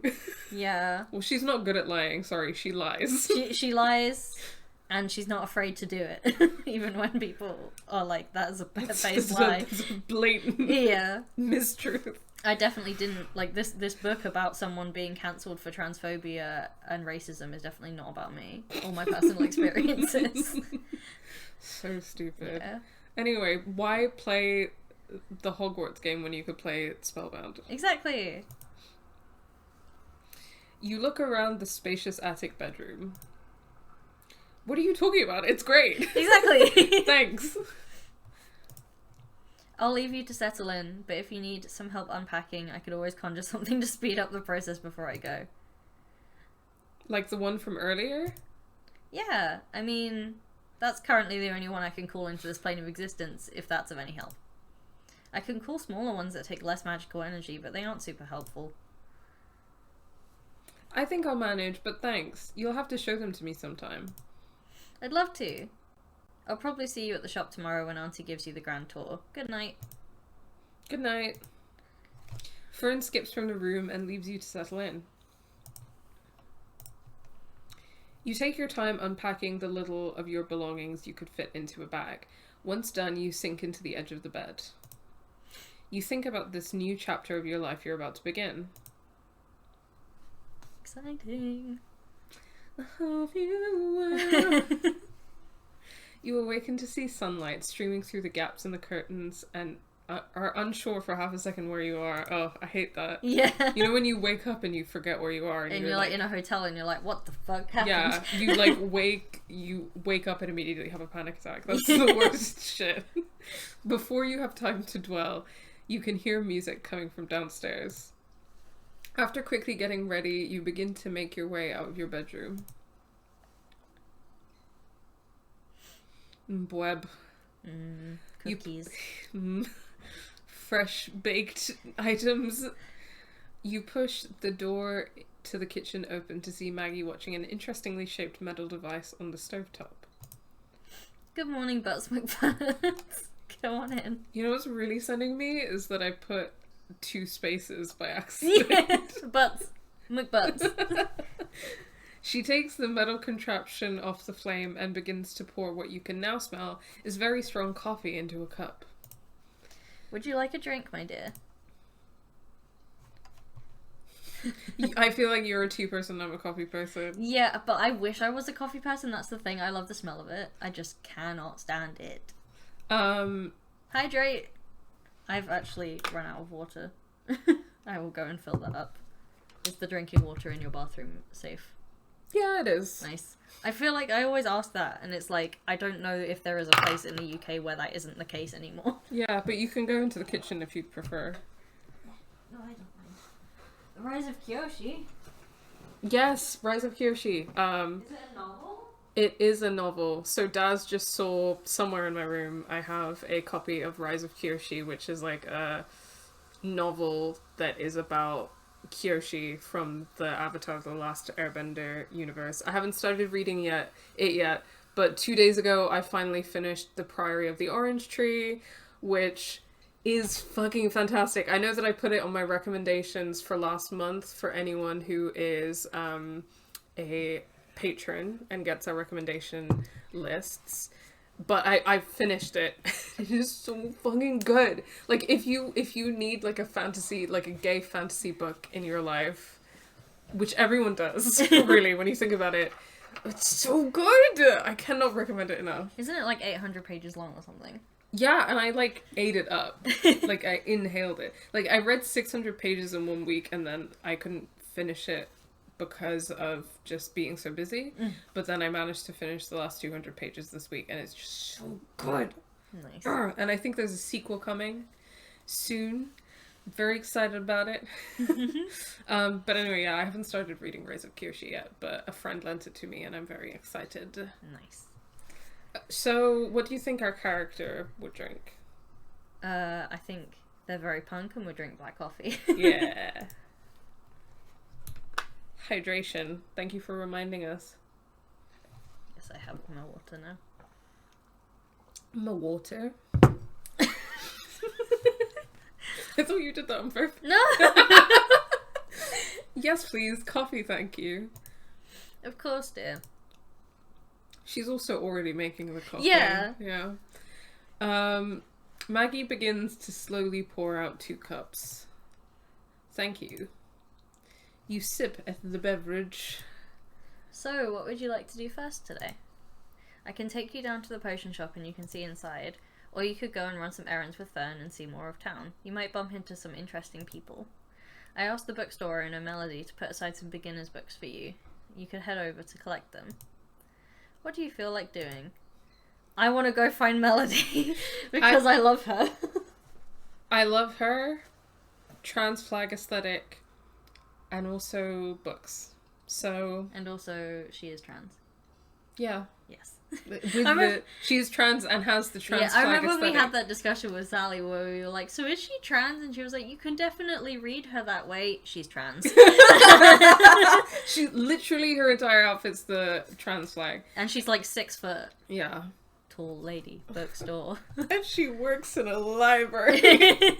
I love her. I might check out those books at the bookstore. Of course, my dear. If you wouldn't mind, I have a couple of items that you could deliver to Melody, the owner, while you are there. Let's head to the shop first. Black coffee, my beloved. So true. I'm drinking some right now. Wish that were me. But I try not to drink too much coffee after like 2 p.m. because it's bad for my anxiety. I should probably just get some like decaf coffee because I just love to drink it. But Maggie scoops up some of the leftover cookies from last night and heads out the door. Right, let's go. You follow her down the hallway and out the front door. Handing you the plate of cookies. Wait, why am I taking a plate out of the house? Like, respectfully, Maggie, why didn't you put them in a Tupperware box? Handing you the plate of cookies. She locks the front door behind you both. Right, now let's check Fern hasn't destroyed the shop in the time she's been left with it. Maggie heads for the front door of the potion shop. You push the door to the shop open after her and step inside. Pretty. It's warm and aromatic inside. The smell of pine wood and something herby fills your nose. It's warm and aromantic.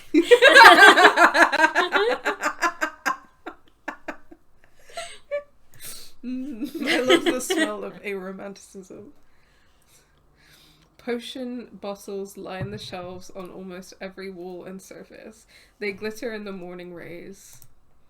You place the plate of cookies down and marvel at the shelves of mysterious liquids. Oh, okay, we weren't going that far. No, did you think they were just taking them into town? Yeah, like you're just taking the plate into town. Yeah. And I was like, respectfully, no. It's just us, Fern. Maggie speaks out to an empty store. I'm in the storeroom. Suddenly a smashing sound echoes from somewhere unseen. And what was that? Fern appears out of a curtained doorway to the side of the shop floor. If I tell you it was my coffee mug, would you believe me? Not a chance. Worth a shot. I cleaned it up already. Maggie pinches the bridge of her nose and furrows her brow.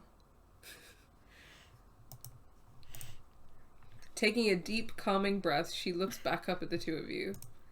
Right, Butts McButts is going to take Melody's order with them and go check out the bookstore. Can you get that ready, Fern? Fern begins to check a clipboard behind the counter before methodically pulling bottles of liquid from the shelf. A vivid liquid. She packages them up in a box and ties it neatly with a ribbon before handing it over to you. Better you than me. You should prepare yourself for interrogation. Melody will want to know everything about you. I want her to know everything about me. Fern winks as she turns back to the counter while checking her clipboard. I'll take Theo's delivery over to him this morning, and that should be the only delivery for today. Fern, you should take some of those cookies over to Theo. I doubt he's eaten anything that wasn't from his garden all week. And he works so hard, he deserves a treat. Anyway, you two should get going, otherwise the day will be half done by the time we're finished chatting. Fern nods and starts to pull things off the shelves, starting a new parcel to take to Theo. Maggie turns to you with a smile. Okay, so directions to Melody's. Take a left at the end of the street. Then you're on the main road through town. Melody's shop is about halfway along. Trust me, you can't miss it. Well, come back here whenever you're ready, dear. There's no rush. See you when you get back. See you both later. You tuck the package under your arm and head out the front door. Following Maggie's directions, you easily find yourself on the main high street. I mean, that is the good thing about small towns. They're incredibly easy to navigate. Yeah. You can see the sign for a bookstore in the distance. It stands out amongst the other shops as the entire front of the store is pink. Yes. There it is. Melody's bookstore. Ancient texts, scrolls, papyrus, grimoire, volumes, tomes, works, chronicles. Pamphlet, publication, notes, guides. Okay. Seeing the open sign on the door, you push the handle down and enter. So pretty. I love it. I would like to marry Melody, actually, and then live in the bookstore with her. Mm-hmm. That's actually my dream. It takes you a second to adjust your eyes as you step into the store. Light and airy with an overtone of pink throughout. The air smells faintly of some kind of blossoms, possibly wafting from the flowers placed on the side tables stacked high with books. You must be Butts McButts. What a pleasant surprise. Welcome to my bookstore. There she is. Good morning. I came to deliver this. It's from Maggie's store. You hand the neatly packaged parcel to Melody. How sweet of you to bring this to me. I hope you didn't come all this way just to drop this off and leave. You must stay and have a look around. Please, if you see a book you like, just let me know. You take a sweeping look around the shop floor. There are books, manuscripts, and scrolls covering every available shelf. The shelves are stacked floor to ceiling, and you are not sure where to start. You look overwhelmed. Here, let me help. Melody glides forward and begins to circle one of the side tables, running her fingers over some of the covers. She selects a pile of books from the counter and returns to you with a small pile in her arms. Here, Maggie asked me to pick out some starter books for you to choose from these. Any one of these should give you a solid understanding of the basics. You read the titles on the spines before selecting. Introduction to Natural Magic, Fundamental Transfiguration Magic, conjuring your magical self, or divining the divine. What is transfiguration again? Turning one thing into another. Right. It's what McGonagall does. Right. And then conjuring, I'm assuming that's conjuring related. Yes. Presumably. Yeah. And then divining is like... Divination is like... Yeah. Tarot and stuff. Yeah. I feel like natural leaves. magic or divination would be my leanings. What do you think? Yeah. I mean, personally, like my own personal interests, I've been leaning more into natural magic stuff recently, especially as, you know, like me and Bug are growing a lot of stuff on our balcony and just like wanting to do more stuff with nature. I think natural magic or divining the divine. I think we went for divining the divine last time because we were like, tarot! Yeah. So we could go for natural magic this time. Sure, yeah. This one looks good. You reach for a large leather-bound tome. An embossed tree covers the front. That's a very pretty looking book. She Angie. Oh, a little boring, but each to their own. Wow, rude. Melody pushes it into your hand. Consider it yours, a gift from me to you. Really? Yes, of course. Everyone has to start somewhere, and I want to make sure you get everything you need to learn. Magic can be incredibly useful. I believe in utilizing it. Another magic user in town will add something new to the community. Melody smiles at you warmly. I can't wait for you to experience the joy of using magic properly for the first time. I'm a little nervous, actually. That's perfectly normal. Just wait until you get your first hex right or you cast a ritual correctly. There is no better feeling. You really like magic that much? You'll see when you use it. Magic is energy. It's life and light. It's electric, like funny little particles floating all around us. When you are connected to all that energy and power, it's hard not to love it. You consider what Melody has said, imagining what it might be like to use magic properly. So, have you thought about what school you might like to practice? Well, I can highly recommend Transfiguration. It's an intense subject, of course, but those with the right mind can go very far. I will be honest, it is one of the more intricate magics. It takes real talent to master. What exactly can Transfiguration do? Oh, almost anything you can think of. You can transform objects, create new items out of raw materials, and my personal favourite... She smiles mischievously as you watch her hair change colour completely. I can transform myself. Again, she's Transfiguration, transformation, transgender. Love she. Yes, Bug. She's great. Love it. I don't want you to think this is just vanity. I'm merely making myself what I should have always been.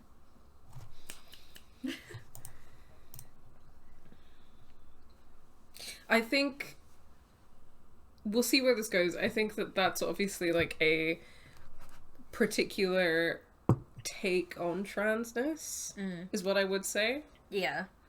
Like the idea that you were always one gender and then you're just like fulfilling that destiny. I feel like it's definitely a view that it is more common amongst binary trans people. Yeah. I mean, I feel like I could get into the discourse on this, but it would take us a very long time. I think that there's this one TikToker that I follow in particular who is like a black lesbian who's I don't actually know what their pronouns are because they don't have it in bio and never mention it. So I'm using they for lack of knowing their pronouns. So apologies for that. But I got into their account because of like them talking specifically about something which I guess I was personally like trying to process, which was, you know, being an AFAB lesbian who has experienced like sexual trauma of a corrective and lesbophobic nature. And like I'm a lesbian, so obviously like I'm open to dating like everyone who fits into or like relates to, or, you know, like feels like they relate to like womanhood or lesbianism or any of those things. And that's something that's obviously over time become a lot, like my idea of what lesbian means has become a lot more open and a lot more complex than it used to be. But that was definitely like a journey for me, and part of the, I guess, thing that I like felt bad about for a long time, or like struggled to come to terms with, was the fact that like I would date any woman, but I think that I might have difficulty in certain sexual situations. And I was like, does that make me transphobic?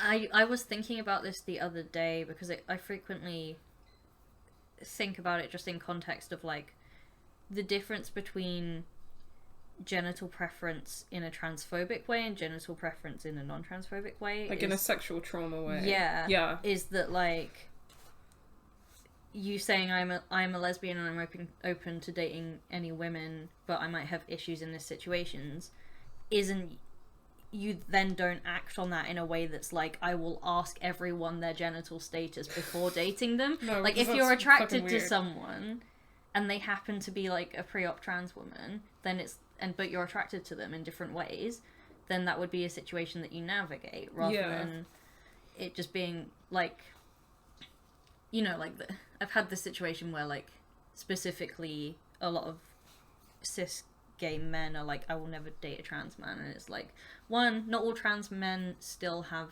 vaginas, and two, what if you're attracted to him? You can't just be you're just transphobic. That's just transphobic, and like there are different ways of navigating that situation that is like respective, like it is showing respect to a person's gender identity and also to your healing and trauma background. Yeah, definitely. And it's also like something I appreciate to hear, so thank you. But like this TikTok account I specifically like came across because of like this person was kind of processing that and was kind of sharing their journey and being like, oh, this is something that I feel like we will need to talk about to make like lesbian spaces more welcoming to trans women, and but also like acknowledging the place of sexual trauma that that some like AFAB lesbians are coming from. But also they're a black lesbian who makes like really amazing content talking about like white supremacy and how like a lot of gender and sexuality discourse is like underpinned by like white supremacist norms. Like one of the things that they were talking about that really resonated with me is that actually I don't really enjoy the way that some like lesbians are increasingly defining lesbianism as non-men attracted to non-men, because it's like defining your sexuality and your gender as something as what it's not and what it excludes, instead of thinking about like the openness or the like potential of what womanhood and lesbianism could mean. Instead of making those more like broader definitions, people are like, oh, we're you know, kind of defining ourselves like in opposition to something. Yeah, that makes sense. Yeah, I get what you mean. And I think that in a way I feel like the idea of such a thing as a binary trans person is strange to me in a way as well, because I don't know, I guess that like that's not something that I can speak to as my lived experience and my own identity, so I definitely wouldn't like overstep. But sometimes the way that like binary trans or non-binary trans is pitted against each other is like really weird to me.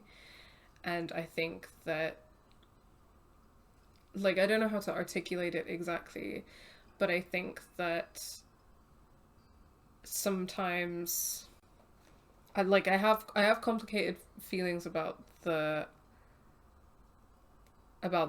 and I have complicated feelings about the whole like, oh, I was always and again, like I guess that I don't want to overstep because this isn't my lived experience, but I also know people, for example, who I think that, you know, they would more say, like I've met people who would say, and I guess that it's different for everyone, but I think it's important to kind of describe that there are there are multiple ways of being trans and experiencing transness and etc. Yeah. Like, I know people who, for example, would say, like, I am a man now, but I was a lesbian because that was my reality. That was how I defined myself. That was how I experienced life. Yeah. And that it isn't necessarily true that I was always a man and that being a man is my destiny or that I will even always be a man. Yeah. Do you know what I mean? I always refer to my past, like, obviously, again, it may be,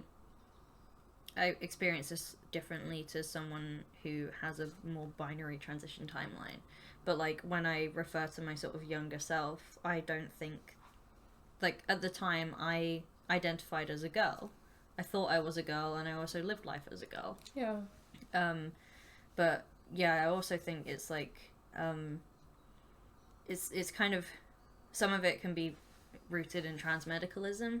Yeah. Especially because a lot of trans elders, once they reach a certain point in their transition, they don't consider themselves to be trans anymore because they see transness as a illness to be cured.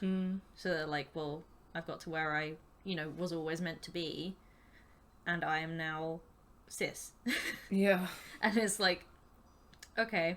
But yeah, also that, like, idea of how transness works, like, can be really harmful in terms of gatekeeping access to medical care, because you go to the GIC and they expect you to say, I've thought I was a boy since I was 3 years old.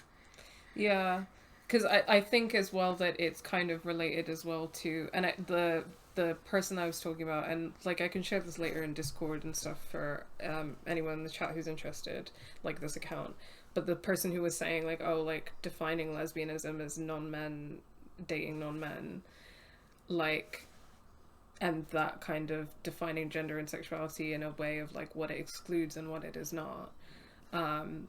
Like you can say similar about like defining transness in terms of like dysphoria and like and eliminating dysphoria instead of recentering, I suppose, like play or creativity or euphoria. It's like a deficit model. Yeah, which is like, so what are you missing? What is wrong with you? Yeah, like what are you not? And yeah, so it's interesting.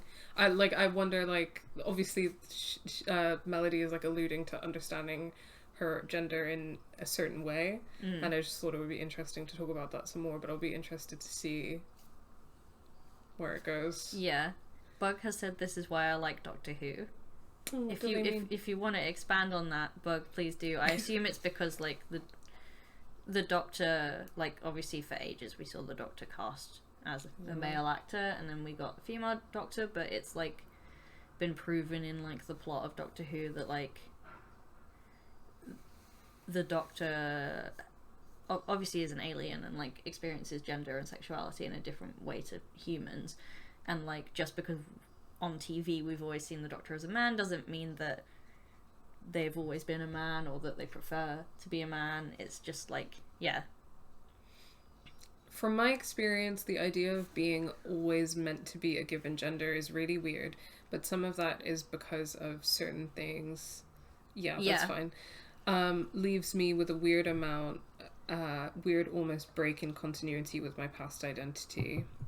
Yeah, no, that makes like a lot of sense, and I think that that's, I guess, part of the things that it can be really difficult to navigate, because that person that you were, like, especially if you have like an experience that's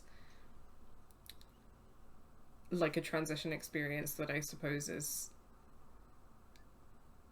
I don't know like how to articulate it, but like, not like ours necessarily because we're still like read as women, stuff like that. Like that person is still you, and like you don't feel the same way, and you might not like identify in the same way, but you had those experiences, you had those feelings, you lived your life in a certain way with a certain understanding of yourself. And I think that's, I don't know, it's a whole weird thing, because I think that you do have to navigate a relationship of like, how does it mean to relate to a past version of yourself that is still you but is different to how you are now? But I think that that's so true of like so many things, like not just gender and sexuality. But I think that a lot of this really speaks to how people perceive, like, the self as an idea. And, like, how that works with, like, the passage of time. Yeah. Which is some very deep stuff that we shouldn't be talking about in relation to a visual novel. Or maybe we should. Maybe that's our place on the platform. That's kind of our thing, right? Yeah. I get what you mean though, Evelyn, because like whenever I talk about my past self, I use they them pronouns, even though, like I said, up to a certain point in my life I would have said that I was a girl and I identified as a girl. But I mostly refer to my younger self with they them pronouns so that people don't take that as an excuse to misgender me. Yeah, if I'm that's talking about like my past self, I'm like, I'm still going to use they them because if I switch to she her, you'll think it's fine. That's interesting because like I feel more comfortable referring to my past self, especially like as a very young self, like when I'm in therapy and stuff, using she her pronouns. Like that genuinely feels comfortable for me. Yeah. But then like my therapist thinks I'm like a girl. You know what Have you not touched on that? Not like really. Yeah. I haven't really like felt the need to massively. That's fair. But part of the reason for that is because I'm often talking about like my past self. Yeah. But then it is strange because then she's getting the impression that like I'm like a cis woman from that. But then it's like you make those decisions sometimes based on like how you want other people to address you versus how you address yourself. Like for example, I made the very subtle change of she they to they she. I noticed this recently. And emphasizing the they because when I was saying my pronouns are she they, everyone was addressing me as she, whereas I was briefly a she they and I had that exact problem. Yeah, which I don't like, and I still like she pronouns still resonate for me sometimes, especially when I'm talking about myself. But I realized that if I wanted other people to address me using they them pronouns, then I needed to make that change. Annoyingly, people need the nudge. Yeah, and you have to navigate like your own feelings versus like how you want other people to Because I think I've mentioned to Bug before that if we lived in a much more accepting society, then I might try out something like fair pronouns. But I don't feel like it's viable currently. That sucks. Yeah. I have a quote from Doctor Who. We all change when you think about it. We're all different all through our lives, and that's okay. That's good. You've got to keep moving as long as you remember all the people you used to be. I will not forget one line of this. Not one day, I swear. I will always remember when the Doctor was me. Oh. I'm typing this on a PlayStation. That's that got to me. I think I can't remember exactly when this is said, but I believe it is at a point of regeneration or incoming regeneration when like the Doctor is about to physically change. That hit. That actually really hit. Wow. Congrats on typing all that out on a PlayStation, because it's bloody difficult. That's why when I was watching your stream on PlayStation, I also had it up on my laptop so I could type properly. Yeah, I do that too. Okay. Matt Smith, final lines. Oh, yeah. I was going to say it's definitely not Tennant, because he has, like, a very iconic... his final line was, like, I don't want to go, which was the actor speaking as well as the Doctor. Yeah. Alright, let's get back to Melody. Should we, after the scene with Melody, take a break? Yes. Perfection. And not to brag, but I'm one of the best in this hemisphere. If you wanted to learn from me, I'm sure it would be a breeze. You hear a click from behind you and turn around just as the bell above the entrance chimes.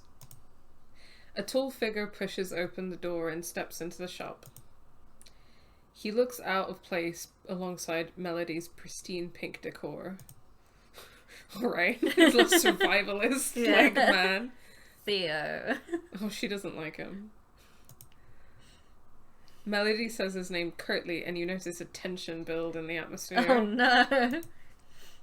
Good morning, Melody. I'm here about the pixie problem. I love how everyone has this pose. I have my, It's a little fruity. my Genshin Eater bag with me, which I'll show stream. It's beautiful. Bug calls it my MILF bag because I can hold it like this. Oh my gosh. And, like... This is making me think of, like, it always sends me when I'm playing Mario Party that Birdo is like, yeah. like The no, she's nails. giving like nails. Yeah. It's so good. Okay, because I have a friend who always plays as Birdo. I always play as Daisy. Yes, well, feel free to examine the store. As you can see, I'm in the middle of something. Theo nods at Melody before pausing to look at you. He smiles nervously before holding out a hand for you to shake. You must be Butts McButts. I bumped into Fern on my way here. She had a lot to say about you. I'm Theo. It's nice to meet you. It's a little thing is that I love, like, stuff where characters are strongly color-coded, like magical girls and stuff like that. And also, I think that what we talked about, like, briefly is interesting because, like, she said, like, oh, like, I'm just becoming, like, who I was always meant to be. But also, like, her whole thing is about, like, transformation. Like, constant transformation. So that's true. Interesting. I always play Isabelle in Mario Kart. In Isabelle, the Animal Crossing character? Yeah. Isabelle is a lesbian. I can't explain it. But which is part of the reason why I played Daisy, because I also can't explain it. But Daisy is also a lesbian. Is it because my sister Daisy is a lesbian? That too. Yes. But I've been that's convinced... why the connection has always been in my head. Okay, because I have been convinced of this for no reason whatsoever since before I knew you. I mean, probably also helped by the fact that her relationship with Luigi is just completely unfeasible. Yeah. Because he is a wet wipe of a man. Yeah. And she deserves so much better. Yeah, it is giving, like, Luigi is her beard. Yes. And then Isabelle, I swear it's just because of the, like, pattern shirt. I swear that's the only reason that I'm convinced. Nice to meet you too, Theo. Well, good. That's introductions out the way. Theo, I really don't need people finding out about a possible pixie infestation. Could you please do whatever it is you need to do to find out? A pixie infestation? It's incredibly embarrassing. I keep my store in only the finest conditions. Please, let's keep this between as few people as possible. I told you when you called, pixies enjoy clean and tidy areas. It's not going to reflect badly on your store. Maybe this has something to do with why she doesn't like nature magic. Maybe. They are sticking together the pages of some of my books, making them unreadable. I can't keep waking up at the crack of dawn to check every book for stuck together pages before my customers find out. I understand, that's why I'm here to help. Well, good, thank you. Melody says the last part quickly and quietly. Like, thank you. I guess. Anyway. Melody loops her arm through yours and steers you through a few steps away from Theo, who is now inspecting the shelves and moving books around. Where were we? Ah yes, Schools of Magic. What schools does Theo use? Abjuration. It's utterly boring. What does it do? You can make shields, barriers. It's a defensive form of magic with medieval origins. You watch as Melody pauses thoughtfully. Bless you. Thank you. Surveying Theo while he works. But I guess it has some uses like negating areas of magic and finding irregularities. And Theo is our town's expert with magical creatures, so I knew he would be the only one who could help with my pixie problem. They are notorious for burrowing into buildings and causing chaos on the inhabitants, all for their own fun. Theo straightens up and walks over, shaking his head a little. The good news is it's not pixies. Well, what is it then? I think you have a prankster on your hands. It looks like someone from town is doing this. Someone in town has a vendetta against me? Please don't let it be a transmisogynistic agenda. Not. You watch as horror crosses Melody's face before quickly being replaced by anger. How dare they? How many times has this happened again? Twice. Melody, I think someone was just playing a harmless joke on you. From the look of it, the potion used to stick the pages wears off after a few days. Something glints in Melody's eyes. A potion was used, you say? Yes, but a fairly common one, not hard to get a hold of. I really think you should let it go unless it happens again. Of course. Melody smiles, but it doesn't quite reach her eyes. Oh no, what is she thinking? So that face is giving, scheming. Yeah. It's not like we know who it is anyway, and even if we did, I would have to catch them red-handed and report them to the mayor. Yeah, I guess. Melody, I don't want to assume, but are you plotting something? That is the face of a woman who is plotting. I don't plot. She looks offended. I plan. There is a difference. Just then, the satchel at Theo's side makes an unexpected whine. Theo flips open the flap of his bag and looks tentatively inside. What have you brought into my store? Melody points at what you can now see is a fluffy brown shape Bunny. nestled among a blanket. It has antlers. Oh my gosh, I did not notice that. The tiny furball lifts its head, blinking at the light. It looks remarkably like a baby rabbit. But with antlers. Bnooey. Bnooey. Except its long floppy ears are framed by two minuscule antlers. Baby. It's a jackalope, the runt of the litter. He just needs some extra attention. You cannot have that in here. This is no place for wild animals. Okay, I love her, but I cannot vibe. She's a bit prissy. I cannot. Yes. Yeah. But the real, like, thing that gets to me is that I cannot vibe with people who are, like, really against animals and nature. Yeah. Like, because you know how like, sometimes you meet people who are like, oh, like, I don't, like, love, like, outdoor activities, I don't love animals, but they're not, like, weird about it. Yeah. And it's not, like, really intense. But Then some people are like, ugh, I fucking hate nature. They're not like, put that thing back where it came from, also help me. Yeah. I cannot, like, people like that, Not the one. no. You'd think that she gives off the vibe of someone that would have, like, a cat or something. Yeah, But definitely. it's so cute. Yeah. I don't that's the care if it's correct reaction. dangerous. Yeah, it's so cute. It's kind of cute, though. Look how small it is. Well, She leans over to look more closely at the jackalope. I mean, the ears are kind of cute, and those amber eyes are adorable. Yes. Come on, Melody. Theo looks at you gratefully and smiles. This little guy wasn't doing so well having to fight his brothers and sister for food and attention. He's already a lot smaller than the others. Melody is still staring at the small rabbit-like creature snuggled into the folds of the blanket. Will he be okay? With time and some extra help, he'll be just fine. Theo holds it outward towards you. Do you want to hold him? What do you... I mean, I wanna hold it. I feel like it would be mean to be like, hey Melody, this thing that you hate, hold it. Yeah, I don't think that we should put that kind of pressure on her. No, So. they clearly already have some tension. Yeah, let's be the one to hold it. Can I? Of course, hold out your hands. And with that, Theo takes your hands and cups them before placing the tiny jackalope into them. The small creature is warm and much lighter than you had expected.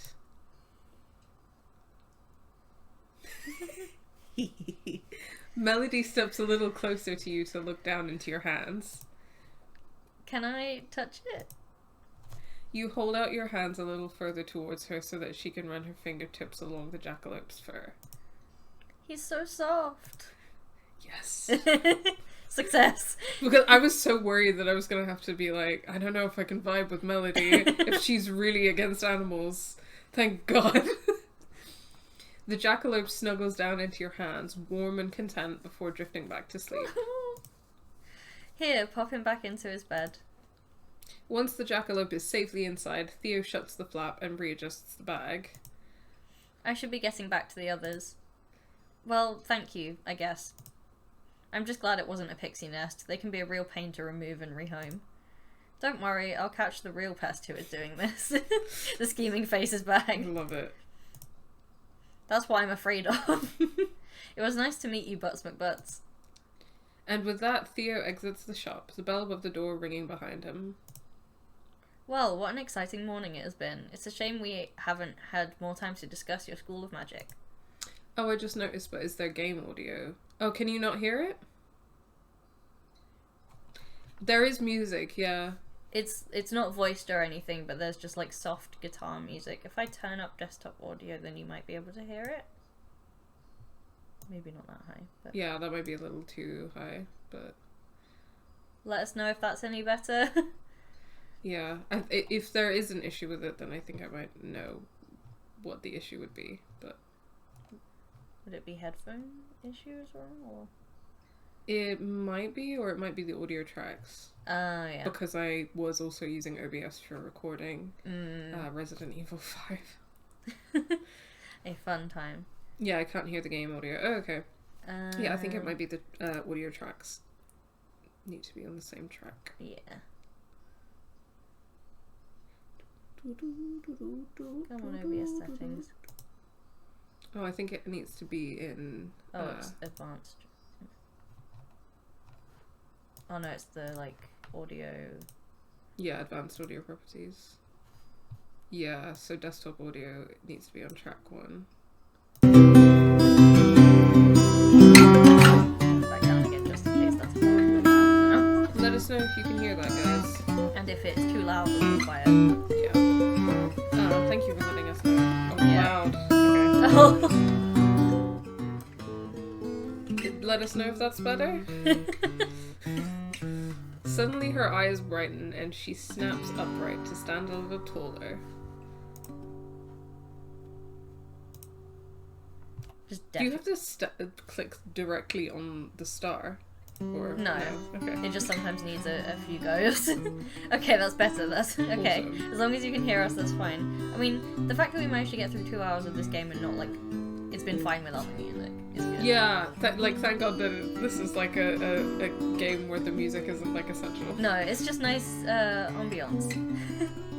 I Although know. now I recognize that must have been really confusing when I was like, dude. Oopsie. I know who you should meet. Come on. She reaches for your hand. Oh my gosh, she's very touchy. She is. And pulls you towards the front door of the shop. A streech has been redeemed. Time to stretch. So we must streech. Why did you put your headphones on first? I don't know.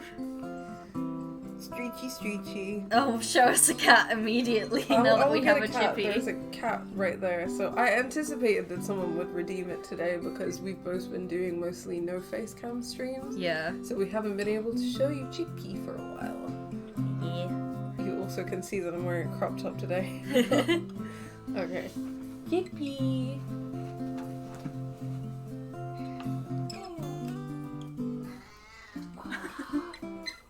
Just say hi for a little minute. She's gonna regret coming in. Hey, Chippy.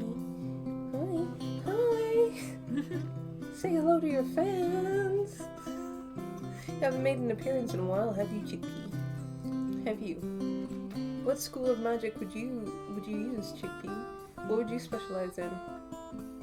Tell Daz. Please tell me.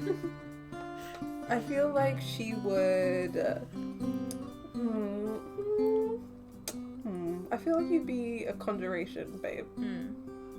I feel like you'd conjure things with your little paws. To do stuff for her. How's she feeling after going to the vets? I've just noticed they had to shave to Another take blood bloods. test. Yeah. Yeah. She's doing a bit better now. You're doing a bit better now, aren't you, Chippy? She's so soft. I wish I could convey to you guys how soft she is. Look at her little legs, they're crossed over. I don't know if you can see that. Oh, I'll put you down now. She's doing better, yeah. There you go. And a little pet. As an offer of apology. There, you can just sit there in peace now. She's lying off camera in peace. She's with us. Yeah, her health's been a bit up and down. She's like healed and recovered from her dental procedure. That's all healed now. I had to take her for some checkups. Oh no, she's gone. Goodbye. Goodbye, Chickpea. Thanks for gracing us with your presence. But her thyroid has been acting up. Like, the vets told me to decrease the dose because they were concerned about her thyroid because of her weight. And then she lost like a bunch of weight really quickly. And then, so in last week's checkup, they were like, yeah, we need to up the dose again. So I think that there's like a little smidge of veterinary fat phobia affecting her healthcare, to be honest. Classic. Because when he was like it feels like her thyroid's not under control because she's so heavy. I was like, well, her weight has been like stabilized a long time ago. She's been the same weight like pretty consistently for a long time, and she seems perfectly healthy. So her being fat does not equal her being unhealthy, actually. Yeah. Like, considering how old she is, she does still move quite quickly, and like she can be agile when she wants to. Like, she's not like slow all the time, and like she doesn't move very much, but when she does, it's not like she's struggling. Yeah, I can still very much tell the difference between like her being unwell and her just behaving like a chronically ill cat behaves. Because like she is chronically ill and it is what it is, but the vets are weird about her being fat. But in the sense of like her weight, like her being fat equals her being unhealthy, and like prescribing the wrong thing. So I was pretty annoyed about that. But we'll keep it in mind in the future kind of interactions with vets, that it's something that I'll kind of push back on. Yeah. But yeah. Now you guys can hear the wonderful soothing music. Alright. She snaps her fingers and gestures to the door of her shop, where the sign flips to read closed, and you hear the click of a lock. Here, this way. Leading you by the hand, she takes you a few doors down to a cafe, where you can smell a coffee roasting inside. In you go. She pushes the door and gestures you open and gestures you inside. Coffee and books, my favorite things. The room is warm and smells strongly of coffee and something sweet. A few people sit at tables drinking coffee and chatting. As you look around the cafe, you notice a figure standing near the counter rearranging a vase of flowers. Ari, my dear. The figure turns around and greets you both with a smile. Melody pushes you forward gently. You must let me introduce you both. Ari, this is Butts McButts. Ari's face is like, what? What's their name? Wonderful to meet you. And Butts McButts, this is the most charming and dazzling Ari. Melody, you flatter me. Blush. Ari winks at her. Butts McButts, how are you finding the town? I hope you're enjoying it. Thank you. I'm still finding my feet, but I like it so far. And what do I owe this pleasure, Melody? I thought you would be keeping them all to yourself. I would have loved to. We're only just getting to know each other, but I think we're going to be great friends. I think so too. Wink, wink, nudge, nudge. Melody flashes a smile in your direction.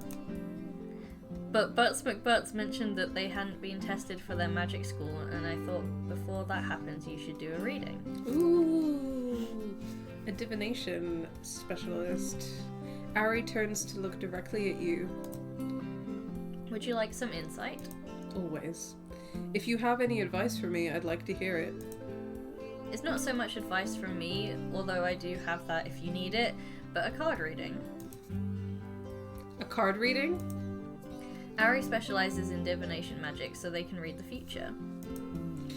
And we've been talking about making videos about tarot and games. Yeah. So, yay! It's a little more complex than that, but that is the general gist. I could do a reading for you, but only if you are interested. What do you think? Sure. I really can't leave the shop closed for too long. You should definitely take Ari up on their offer, but this is where I have to leave you. For now, of course, let's meet up again soon. Of course, thank you again for the book. You wave her off as she steps out of the cafe door. Are you ready to begin? You nod your head. Excellent. Ari pulls out a deck of cards larger than any playing cards you've ever seen and begins to shuffle them. This reminds me. I guess I'll just ask it now because I might as well, and stream might find it interesting. A friend asked me to do a reading for them online, and I don't remember where I even heard this, but I always was under the impression that when you do a reading for someone, it's best if they shuffle the cards. I have not heard that. I don't let people touch my cards. Yeah. Yeah, but I don't remember where I heard that before. I do have friends. When I read for other people, I tell them to tell me when to stop shuffling. Okay. And I have a friend who, instead of doing the sort of neat shuffle and then draw from the top, spreads the cards out on the table and then asks the person being read to pick out ones they are drawn to without touching them. Yeah, because basically the idea is that they need to have some kind of influence over the card draw, right? Yeah.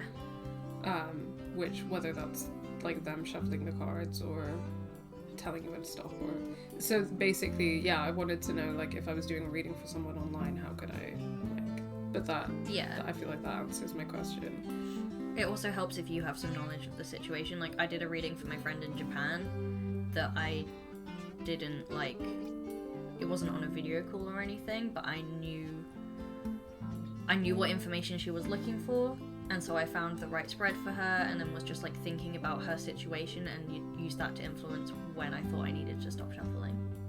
Yeah, that makes a lot of sense, because I think especially earlier on when I was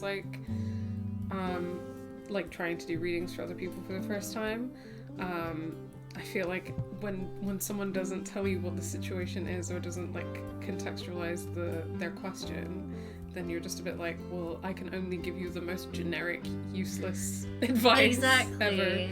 I definitely would never want to be a professional tarot reader, especially because a lot of people go into that being oh, they're going to tell me everything, I don't need to give them any information. Yeah. But I only like to read for people that I know, because I usually have some context about what they're asking, even if they're being kind of guarded about exactly what they're asking. I know about the person. Yeah, exactly.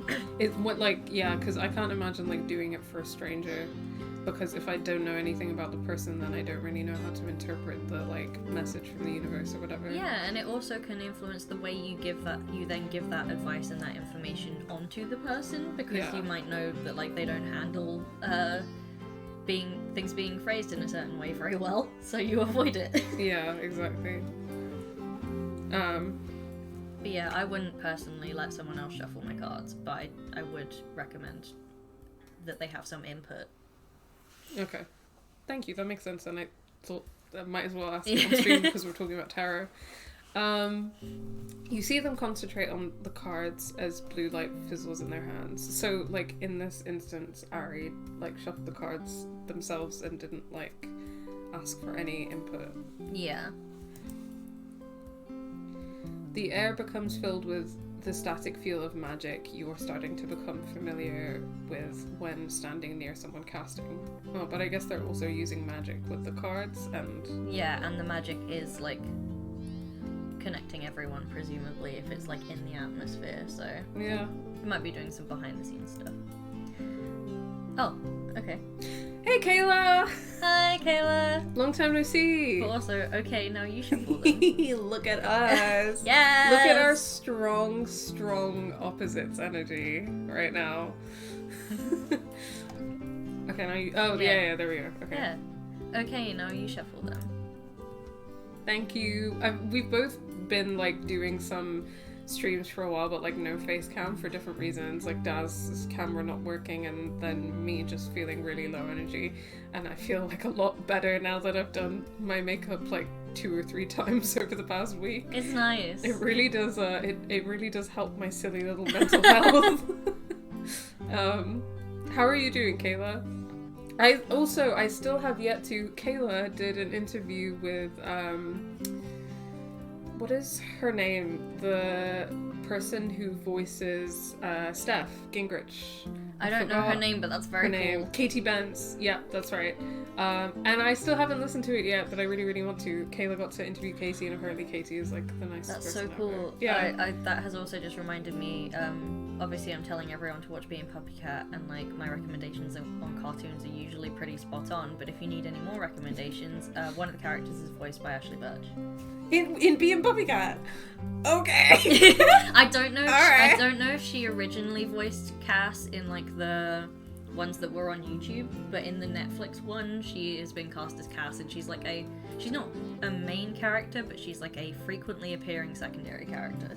Ashley. And it's perfect casting. I will say it fits the character very well. She's a oldest sister of like 6 younger brothers, who is a programmer who used to be a pro wrestler. Amazing. Perfect. Perfect for Ashley Birch. Yeah. How are you doing, Kayla? I've seen that you've been doing bits. I've been super busy, so sorry that we've not been in touch, but whenever I see your LinkedIn posts, I'm like, I'm glad you're doing good stuff. Kayla's doing awesome stuff. Yeah. They place the cards into your hands. Now talk out loud and ask a question you would like an answer to. I see now that Ari and Melody had a, like, trans solidarity vibe. Yes. I see that that's, like, what the vibe is now. Ooh, okay. I feel like the last one? Yeah, like, you don't usually want to be super specific with tarot. Yes, I agree, and also,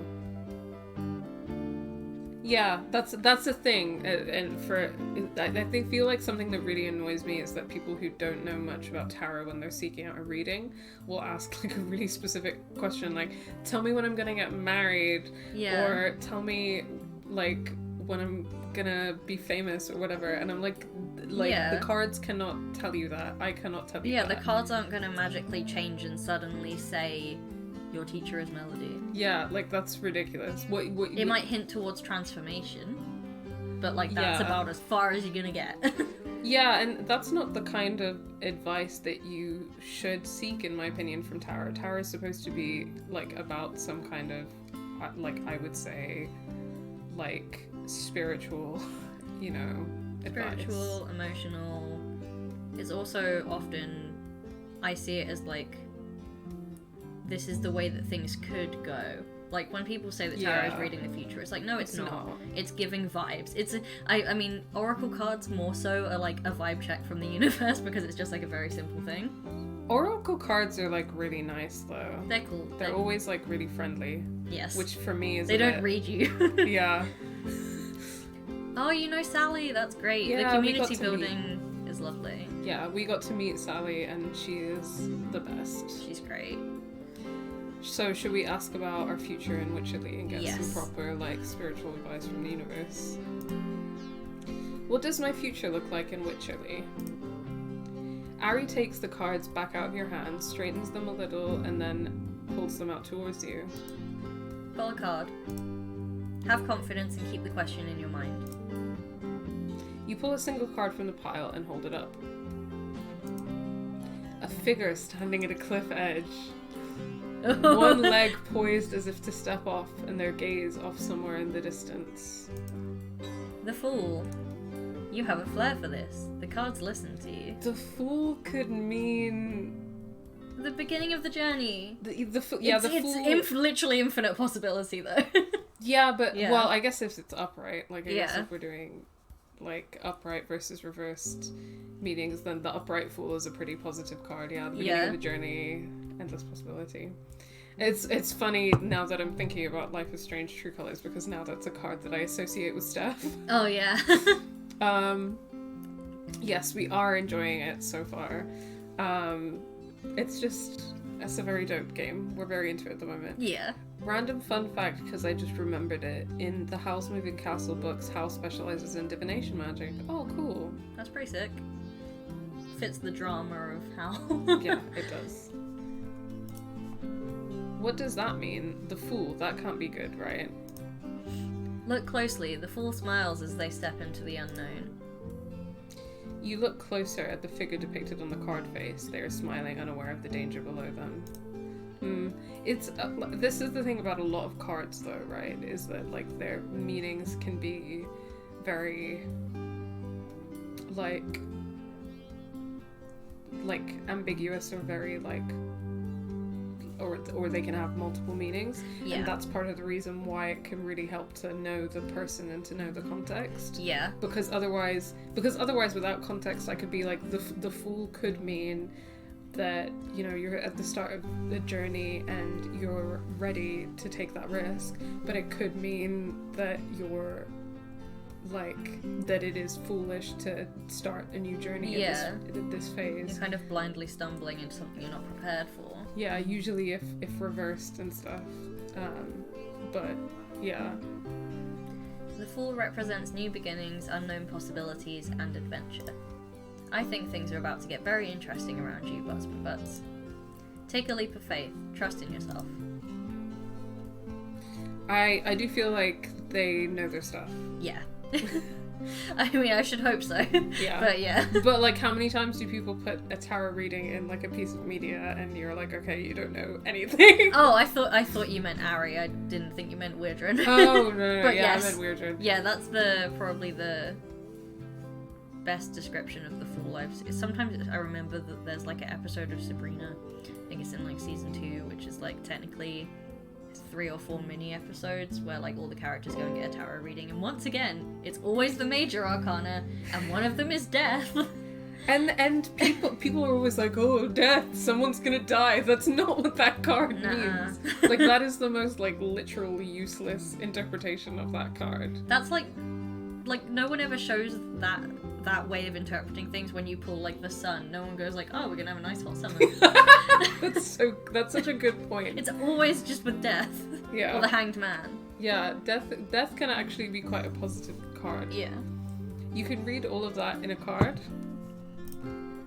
Tarot is easy. It's all symbolism and romantic metaphors. That's why I love it. Anyway, it looks like there are some exciting things in store for you in the near future, and I think we should celebrate. Why don't you come back tonight after the cafe is shut for a small get-together? How small? Is it just me and you? Ari gestures at the few customers still talking together and sipping hot beverages. When my regulars are gone, I'll keep the cafe open and we can celebrate your arrival properly. Think of it as a mini welcome party. I won't invite too many people. Obviously you, Fern, and Maggie. Theo as he's town ranger, and Melody who runs the bookstore as she is the unofficial head of community affairs in the village, and she's also my closest friend. Trans people rule the village! You heard it here first! I might also see if the mayor is free tonight. How does that sound? Thank you, but you don't have to go through all that trouble. Nonsense, it's no trouble. Plus, I like throwing parties, and you wouldn't want to deprive me of that, would you? Anyway, I should let you get back to Maggie's and tell Fern about the party. In Witcherly, we love an excuse to get dressed up. Outfit changes. Okay, if you're sure it won't be too much hassle, thank you, and I'll see you later then. You turn and head for the front door of the cafe. Sorry, just wistfully thinking about having a cafe and reading tarot and living my best gay life. You make your way back out into the street. The cooling wind blusters around you as you feel the toasty warmth of the cafe leave you. You begin to retrace your path back towards the potion shop. It's easy enough to wander back through the streets, and you soon find yourself outside the shop. Just then, the door to Maggie's shop busts open, and Fern comes rushing out, barreling towards you as she jumps around excitedly. Ari just messaged me, it's party time! Auntie is going to meet us at home when she's closed the shop, but she gave me the rest of the afternoon off so we can get ready together. Oh, the two genders. I'm thinking that's barely any time to get ready. Just as someone who always underestimates how much time I need to get ready, and particularly before these streams, if I'm doing makeup, never gives myself enough time to do my makeup. Me earlier asking Bug to make me a sandwich so that I can put my makeup on and pack my bag.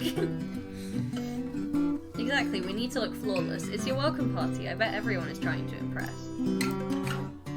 Fern walks around you, looking you up and down. Okay, I'm thinking outfit choices. Something tight-fitting and sexy. Okay. I don't know. Ari said it would just be a quiet gathering, and I'm not sure if I have anything like that with me. Alright, if you insist. I'll help you find something. We have to be looking amazing. Fern giggles as she grabs your hand and starts to pull you towards the house.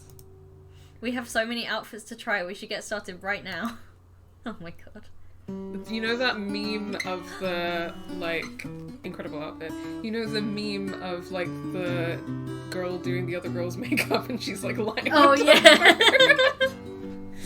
It took Getting hours. ready for a party in a lesbian way. Yeah, exactly.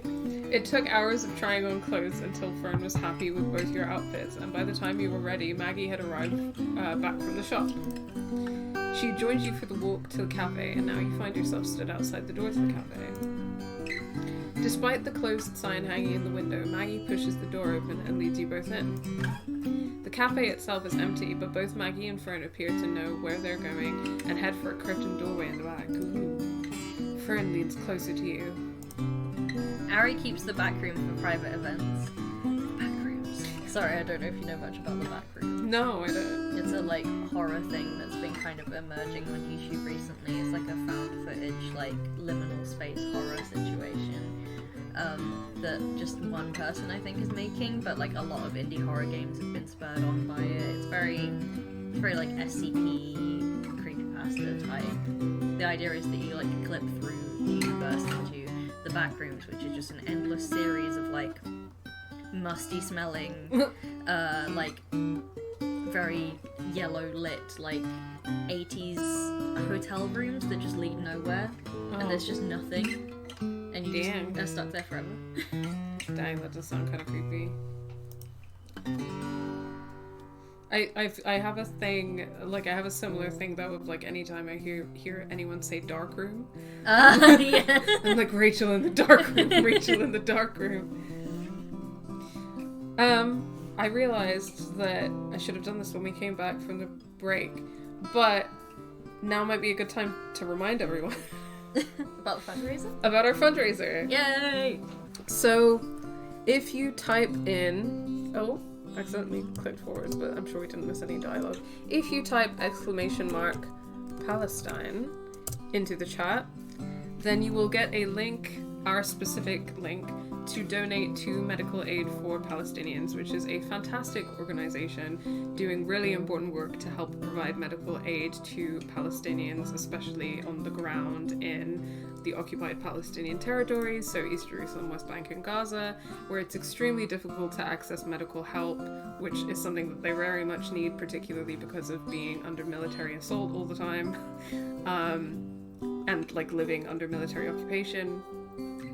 But particularly because of the blockade on Gaza and various restrictions on resources and freedom of movement that make it really, really hard for Palestinians to access adequate medical help. So the work that MAP are doing is really, really important.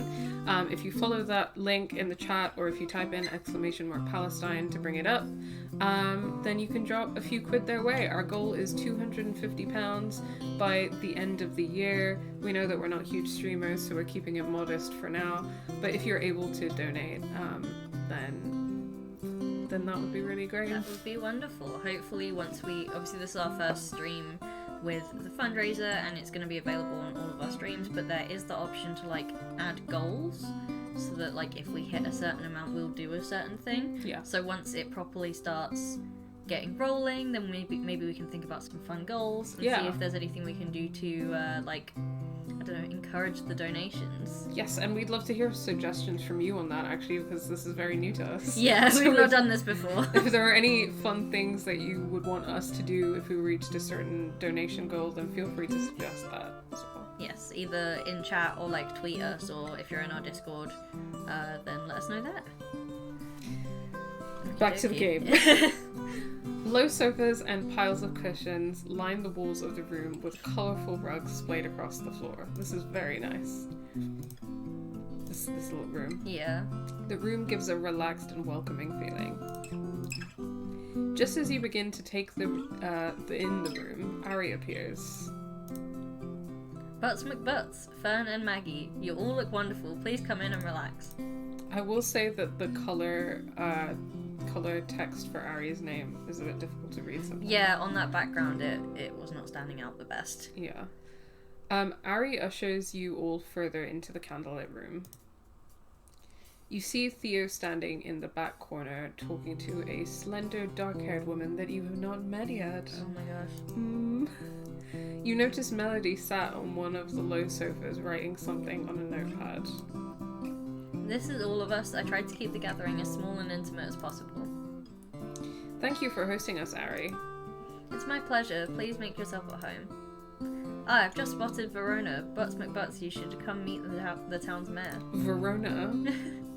I rewatched 10 Things I Hate About You. Have you ever seen that movie? I have seen it once and I really enjoyed it. So I saw it a long time ago and I really liked it. When I rewatched it, sadly I didn't like it as much as I remembered liking it, which made me sad. But there are things about it that are still enjoyable. I think overall I was a bit like, oh, this is yikes actually. I watched it at so for Patricia's birthday, she had a sleepover where we watched a lot of we ordered pizza and watched a lot of very girly movies. Patricia's a big fan of Twilight, so we watched Twilight as well. Yes. And I'd never seen 10 Things I Hate About You, and I also am a big fan of He They Ledger. Yes, He They Ledger. Yeah. I was talking to my friend about it and I fully Freudian slip said He They Ledger because they were being like, Heath Ledger in that movie gives such He They vibes. I mean, yeah, I enjoyed it a lot. Because we were talking about how Kat or whatever her name is. I don't know. Yeah. because it's based on Taming of the Shrew by Shakespeare, which is already why it's so yikes. Yeah, it's a yikes play. Exactly. But she is lesbian coded as fuck. So I was like, the only way that this can be okay is if Heath Ledger is a lesbian. Yeah, I think when I watched it, I did get that vibe. I was like, I mean, I knew going into it was based on Taming of the Shrew, and I knew that play is just entirely like, hey, this woman is insufferable, but we must find a way to make her marryable. Yeah. And it's the whole idea of trying to win over this woman. Yeah. Which has corrective lesbophobic vibes. Yeah. If it was made it's nowadays, a game. Yeah, if it was made nowadays and they didn't end up getting together, or he was a he-they lesbian, then it would end a lot better. But for the other parts of the movie, I did enjoy it. Yeah, my favorite part is the English teacher. The English teacher in that film is an icon. But the reason I bring it up is because one of the fun things about that movie to me that is so camp is the way that they really ham-fistedly name things after stuff in the play. The school is called Padua High School, and I think that Heath Ledger's character is called something Verona. Yeah. Because it's set in Italy, right? In as many of Shakespeare's plays I was going to say, it's a bit of a theme with Shakespeare, with Shaky Spear. So Verona just makes me think fair Verona. It just makes me think of shit. If I met a person called Verona in real life, I would laugh.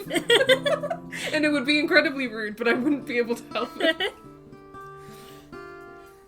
And I think that we are about to meet such a woman. Yes. Maggie leads you towards the tall, dark-haired woman currently talking to Theo. Hello, Theo. I believe you two have already met. And Verona, I would like to introduce Butts McButts. Can we talk about Theo's outfit? This is his fancy outfit. Can we talk about how Theo is wearing a hoodie, but also a pauldron? Yeah. He's I mean, he's got lots of pockets, which I appreciate. I don't know why his idea of a fancy party involves being prepared for battle. Yeah, he looks like Is that what you wear when you do archery? A casual cosplay. This is a cross between leather armor and an is RPG. He a Witcher? And yes. Oh my god. I don't know much about the Witcher, but I feel he's a Witcher. Yeah, this is giving cozy cosplay, medieval fancy RPG vibes. How are we feeling about Hocus Pocus 2? I've not seen the original. I saw the original for the first time recently, so like over the last year, Don't and they I eat can kids? see why people. No, actually, it wasn't for the first time because I thought it was for the first time, but then I realized that I had watched it as a kid, and like things were like coming back into my memory. It's one of those films that I thought I'd watched as a kid, but I've just watched a lot of like Return to Halloween Town and Twitches and stuff like that. Yeah, Which are the other sort of, Disney trying to capitalize on how popular Hocus Pocus was. I think that Hocus Pocus needs to be watched for the culture, but it is kind of. I'll watch it this Halloween. It is kind of like, in some ways, like a little bit yikes. But I live for Sarah Jessica Parker in that movie because she's just giving like horny bimbo witch, and it's so good. Nice. It is so good. I'm sorry that you need to lie down because I have not watched Hocus Pocus. I know, as a literal witch, it feels like a crime, but I'll watch it this Halloween. I'm sure it must be on Disney Plus, right? I think it is. Yeah, Yeah. that's where I watched it. My favorite witchy movie when I was a kid, which I still think is like, I still think is pretty good, is Practical Magic. Did you Not ever seen watch that Practical either. Magic? Oh my god, Daz! Why haven't you seen any of the I don't know. I witchy also movies? haven't seen what is the show that everyone talks about, The Craft. I haven't seen The Craft. Or Okay, is that I a haven't movie? seen The Craft. It's a movie. It's on my Netflix list. I have to watch it because I feel like I need to watch that for the culture too. But apparently The Craft is like actually pretty intense. Like, Yeah. It's not like the way that Practical Magic and Practical Magic actually had kind of a dark theme. Because like the premise of it is that the witches, they're like a family of witches, and they have like Daz is cancelled, sorry. Oh, So no, we've there's had an our ad first running. donation. Oh, we don't get. Okay, I need to set up. We got a donation. Oh I my think gosh. there's an ad running, so we can celebrate after the ad. But like, yay! Awesome. No, we don't. I don't think we get notified when we get a new donation. But because part of the premise is that all the women in their family are witches, and they're all like cursed that like the love of their life will die. Oh, that's sad. Yeah, which is like quite a dark premise. But then like Sandra Bullock, like Oh, it's Sandra Bullock. it's Okay. Sandra Bullock and Nicole Kidman. Oh my And god. they're sisters. They're like witch sisters. It's so Nicole good. Kidman is very good in roles like that. Like when She she is. like as bad as what's it called? The Golden Compass movie was. Yeah, She's great She's in it. good in it. No, I think you'll really like Practical Magic. Then it's camp. It's fun. Yeah. What was I gonna say? Thinking Stardust, I think. Oh, classic. Again, we watched that at Patricia's sleepover, and I hadn't seen it in years. So much that I forgot it was Charlie Cox. Because, like, I'm a big Charlie Cox fan from Daredevil, Yeah. and you watch that movie and it's like he's way He's younger and literally has the main like character in it. he's the main Yeah. character. But like that movie came out literally when I was 10. Yeah. And I remember this because that was the year I went to go see Take That in concert, and they did the song for the soundtrack, and I got the CD single of that song as a Amazing. birthday present, as a way of telling me I was going to see Take That. I'm 25. Came out of Andy and Sara chatting about Sandra Bullock. Yeah, I'm 25 in November as well. Yeah, me shouting about Sandra Bullock is very on brand. Like, I do think that Sandra Bullock is really hot. Like, even though she is questionable and makes questionable decisions, Yeah. I think she's really pretty hot. Yeah. Also, Bug Wawa is allowed to cancel me because they're literally my fiance and have to deal with me on a daily basis. But yes, whilst we were in the middle of an ad, we got our first donation. I'll see if I can figure out if we can get like alerts for that. But if not, thank you so much. Yeah, thank you so much. We don't know. Yeah, we're not sure who donated because of not getting the alerts. We might be. I able to might be check. able to look on the page. Let's have a look. Just so that we Obviously, can thank you guys won't be able to see this, but like, does it? It currently says raise 0, which is incorrect. So it might just not be updated. But yeah, thank you, whoever that was. Yeah, thank you so much. Yeah, we're sorry we didn't catch that. I'll try and figure that out soon. Forgive the babies. Please do forgive us. We are but small babies. In my new job, everyone is like, oh my god, you're so young as well, and this never happened to me before because I've always like worked with people my own age. Yeah, I do feel old amongst some people at work now, especially like some of the new officer team and stuff, because like even if they're like third years, they're still only 21. Yeah, no, I'm now the baby in my workplace. But yes, so good fun conversation about witchy movies. Yes. But yes. Would recommend revisiting Stardust if you haven't seen it in a while. Surprisingly dark movie. Interesting, yeah, I haven't seen it in a long time. But this is Verona. Yeah. So we've got our goth Gia. Verona, she's giving, God, what's her name? The like evil cheerleader woman from Glee, if she was a goth. The like coach of the cheerleaders. Sue Sylvester! Yeah. It's goth Sue Sylvester. That's so funny, oh my god. Also, Buffy night in a couple of weeks. Hell yes. Buffy the Vampire Slayer is still and will always be one of my favorite programs of all time. I've never watched it. Daz, you're killing me. There's a lot of things I just like didn't Daz, experience. we have to do a Buffy night too. Yeah. In honor of Kayla. It definitely used to be on Netflix, and I thought about starting it, and then they took it off Netflix, and I was like, what? I think Buffy might even be on Disney Plus. There's a lot of weird stuff on there, like, been watching the X-Files, and that's on there. I need to watch that. I've never seen it. Yeah, it's good. Very 90s. We should do a Halloween Buffy night. Yes. Anyway. Okay, introducing. Hi, Butts McButts. Good to see you again. Charmed. Have you seen Charmed? I don't think I've seen Charmed. Oh, Charmed was the TV show so camp. It was about like 3 sisters who were witches. No, yeah, I'm aware of Charmed. I've seen original Sabrina as well. Oh yeah, I did watch a lot of original Sabrina. So as someone who has unfortunately seen all 4 seasons of the remake, wouldn't recommend. I wouldn't. You were skating on thin ice. I wouldn't recommend watching season 3 and 4 of the Sabrina remake. They are bad. Arguably, the whole show is bad. I started watching it and I was like, I don't like this. But you like Riverdale. But then I now watch Riverdale and I've seen the whole thing, and now my motivation to watch Sabrina, The Chilling Adventures of Sabrina, is to the crossover. Yeah, the first 2 seasons are decent, and like the trans stuff happens in those first 2 seasons, so it's worth it. I'm sorry about my thin ice. I was a scaredy cat for a lot of life and like just didn't watch a lot of things. I grew up on cartoons. Sorry. Butts McButts, I'm so pleased to finally meet you. I hope you're finding our town to your liking. She's giving villain energy already. I love that for her. Guess I gotta find a new fiance. No, you haven't seen any of these shows either. Everyone has been very welcoming, and the town itself is great. Yeah, I also watched a lot of cartoons, so we have that in common. Good, that's wonderful to hear. I was way too young when I watched Buffy the Vampire Slayer, probably. But like my older brother and sister would like sneak me out of my bedroom when I was supposed to have gone to bed, and we would watch it. That's the thing, you had older siblings. Yeah. I'm the oldest in my family. Oh, yeah, that's true. So my older siblings would like show me a lot of like R-rated stuff.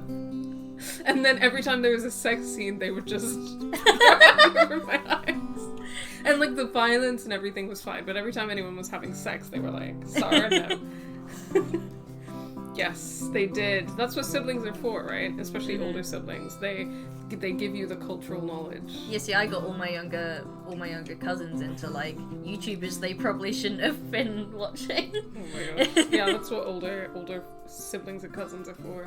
You see Theo furrow his brow as he looks at something behind you with concern. I think Fern might need saving from Melody, if you'll excuse me. I hope you will enjoy your studies here in Wycherley. It's a very unique village. And who knows, you might decide to stay when you finish with your training. Lots of people do. That decision is a long way off. We need to start your study first. Have you not been tested yet? They keep phrasing it like that. It's like, guys, it's important to get regular STI tests, but like the way it's being phrased is like, have you been tested? And look at her face. Yeah, she's have like... Have you been tested yet? Have you been tested yet? Have you been tested yet? It's like, is this secretly gonna be a big, like, group sex party? And that's what they're checking for the testing? Just more, like, metaphors happening Yeah. right now. Not yet. Well, no time like the present. Just whip out the cotton swab. Verona, Butts McButts has plenty of time. Let them have a night off.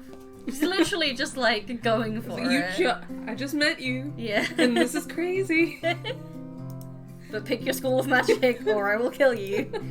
Surely you'd want to know as soon as possible to get a start. Everyone should be contributing to the betterment of the town. I was getting bad vibes from her, and now that she's like, you must...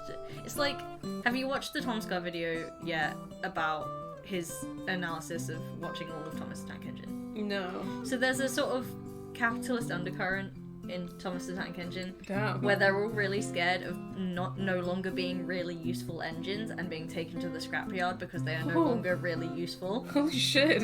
And that's giving this vibe of like, you need to know what magic you can do so that you can contribute To society, Yeah. otherwise we will kill you. Oh shit. Jesus, that's terrifying. Villain energy right here. Damn. I'm calling it. Yeah, it's now that you mentioned it, it's giving bad vibes. Yeah. Because before everyone was like, oh, like, all witches can contribute, and it didn't seem so, like, when Melody said it, I was like, oh, that's nice. Yeah. Everyone has a part to play, but when she says it, I'm like, ah! Yeah. I can easily perform the test here and now. Hi, Gazebo Kids! Hi! I have all I need. It would only take a couple of minutes. Oh my god, she's so really intense. rushing Holy it. shit. I mean, it could be a good idea. We have a handful of potential tutors in attendance. This is meant to be a party! Yeah, this is not meant to be a fucking choose your tribe situation. Exactly. Theo would make a perfect abjuration tutor. Melody has transfiguration covered. Ari is a divination prodigy, and if you could spare her, Fern could aid in conjuration training.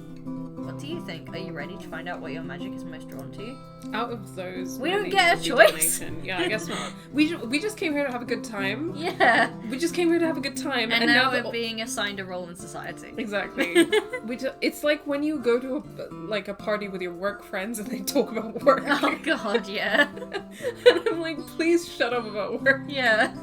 If you're going to talk about work at this work party, then allow me to then reclaim the time as toil. Yes, we are both looking very fashion We are. today. We're looking very opposite. Opposing vibes, yeah. Yep. I think so. Okay, I guess we're just doing this then. Fine. Brilliant. I'll set up the ritual. It will be ready in a few minutes. Holy Jesus shit. Christ. I'll help Mayor Verona. Go ahead and mingle. We will call you when you're ready. I just mingle knowing that my future is about to be decided for me. Oh my god. At least it isn't as intense as deciding your entire future when you're 11. Yeah. At least we're like an adult. She reaches out and squeezes your shoulder with a reassuring smile before turning back to the mayor. Thanks, Caitlin. This is very true, but both vibes are very good. We did not even plan this. No. Like, we didn't even plan this. We're just so, like, we so naturally give, like, opposite GF's energy. Yeah, like I feel like complementary energy. every time we're together, we're, like, giving, like, Marceline and Bubblegum, Yeah. like, energy. I hope everyone is doing very well. I'm doing very well. I'm having a very fun time. I'm having a nice time. Been Hanging waiting out for this with game Daz, for so long. who I love. And you guys, who we also love. You take a large gulp as you realize the enormity of what is about to happen. Okay, at least we also realize in game. Yeah, because they were kind of being like, yeah, sure, this is fine. And now they're like, oh no. Yeah. You will finally find out what magic you are drawn to. Say finally, like you didn't find out about that concept 12 hours ago. Literally. It's just happening so fast. You look around the room and Ari and Melody laughing and sipping drinks on the low cushioned sofas. Theo is standing against a far wall listening happily to Fern, who is enthusiastically mid-story. you decide to. Ah, okay, so we get to choose The transes. The transes, The yeah. transes, right? Obviously. Respectfully, love you, Fern. However, Caitlin is normally the bubblegum to a Marceline. cute. Yeah, I feel it. No, it is really funny because it's not like I always give goth GF energy, but I feel like every time I've done like a bubblegum look, I've been streaming on my own or doing something else. Like I haven't been like every time I'm with you. Yeah, I mean, I obviously find it quite difficult to go the opposite way. Yeah, mostly because that's fair. I don't own enough black clothes. Yeah, and I've been getting more like mainly pink and like light items of clothing, so like lighter makeup, and sometimes I've been doing like lighter looks. Yeah. But every time I'm with you, yeah, my goth sensors go off whenever Daz is in a 1 mile radius. When I'm like, I'm coming over to yours in an hour, you're like, okay, where's the black eyeshadow? Exactly. Okay, let's talk to the transes. Cute outfit! Same hair. I want to date her so bad. You slowly approach Melody and Ari just as Ari picks up a teapot to refill their drinks. Melody sees you coming and smiles. She shifts over so that there is space for you on the sofa between them. Would you like some tea? It's green tea with lemon. You nod appreciatively. Caitlin said, hello, these designs. Yeah, Melody's design is perfect, and also she's trans, and she just embodies the trans flag, which is also what I do. Incredible. Did you meet Mare Verona? Isn't she great? She's been our longest running mare. I mean, she's being kind of intense. But Yeah. yes, she seems nice, I suppose. Verona is a very powerful practitioner. She has designed some very complex rituals and is known around the world. I didn't know that. She also didn't mention her school of magic. She did not. No. You're Because I was right. wondering if she was going to be a potential tutor, maybe for one of... Because there's 6 schools of magic, right? But only, 5 tutors here? 4 tutors here? Yeah, also, Gazebo Kids, both B and Caitlin, as you weren't here for our character customization that lasted 40 minutes. Yeah. You can't see all of our character right now, but you can see enough of them. Me and Daz are very proud of what we've accomplished. Yes, we have made a very hot character. With our character in the corner. Below the neck that you can't see is a pink leather jacket and a moon necklace situation. And a lilac t-shirt. Yeah. It's very good. 10 out of 10 would do that look, and 10 out of 10 would get a neck tattoo. Yes, she used to travel all over before she took up her post in Wycherley. She has some really great stories. I wish she would let me write some of them down. Did she have anything of interest to say to you? Only that she's gonna do a ritual on me right now. You take a large sip of tea, starting to feel nervous. She's gonna test my magic to see which school I'm drawn to. Melody claps her hands gleefully. That's wonderful. How exciting for you. Ari reaches a gentle hand over your forearm, giving it a little squeeze. These two are very touchy. Yeah. Touchy-feely. But also a little scary. There is a pretty big decision to make afterwards. They look pointedly at Melody. Melody dials her excitement down, but remains smiling at you. Butts McButts, you don't have to choose what the test says. I didn't. Oh. For a second, you see a hint of sadness behind Melody's piercing blue eyes. Oh no, she has. We had that discussion earlier about piercing blue eyes. Yeah, I'm sorry, I love you, but also... Please wear contacts. You're Or possessed. transfigure your eyes. Please transfigure your eyes, because I can't be dealing with the way that piercing blue eyes make someone look like they're possessed. But it's gone as quick as it came. Replaced by a sparkling smile as Melody winks at you. And look at me now, only the best transfigurer in the Northern Hemisphere. Wow. And she's modest too. She's right though, the choice will be yours. And if you choose divination, I will happily take you on as a student. Ari is excellent at what they do, but trust me, Transfiguration is so much more fun. I'm interested in how it plays out in terms of supposedly, like, if we choose a certain school of magic, we're spending more time with a certain character. Yeah, because that would then, like, you know, kind of lead into a weird student-teacher relationship situation if that also equates to, like, how potential dating works in this. Yeah, we have no clue yet, so we're gonna find out. Sorry, that's you. Have fun lurking, Bee. Thank you for being here. Some squidding. Enjoy the squidding. I'm excited to do more squidding later. Plus, we would spend so much more time together. It's just then that you spot Maggie waving at you from across the room. It appears everyone else has seen too, as the room suddenly becomes quiet as the chattering stops. Ari gives a little squeeze to your forearm again before whispering. Melody and I will support you no matter what choice you make. Don't think about anything but what is best for you. Thanks, buddy. Good luck. This is all happening very fast. Yeah. You stand leaving the sofa to walk towards Maggie and Verona.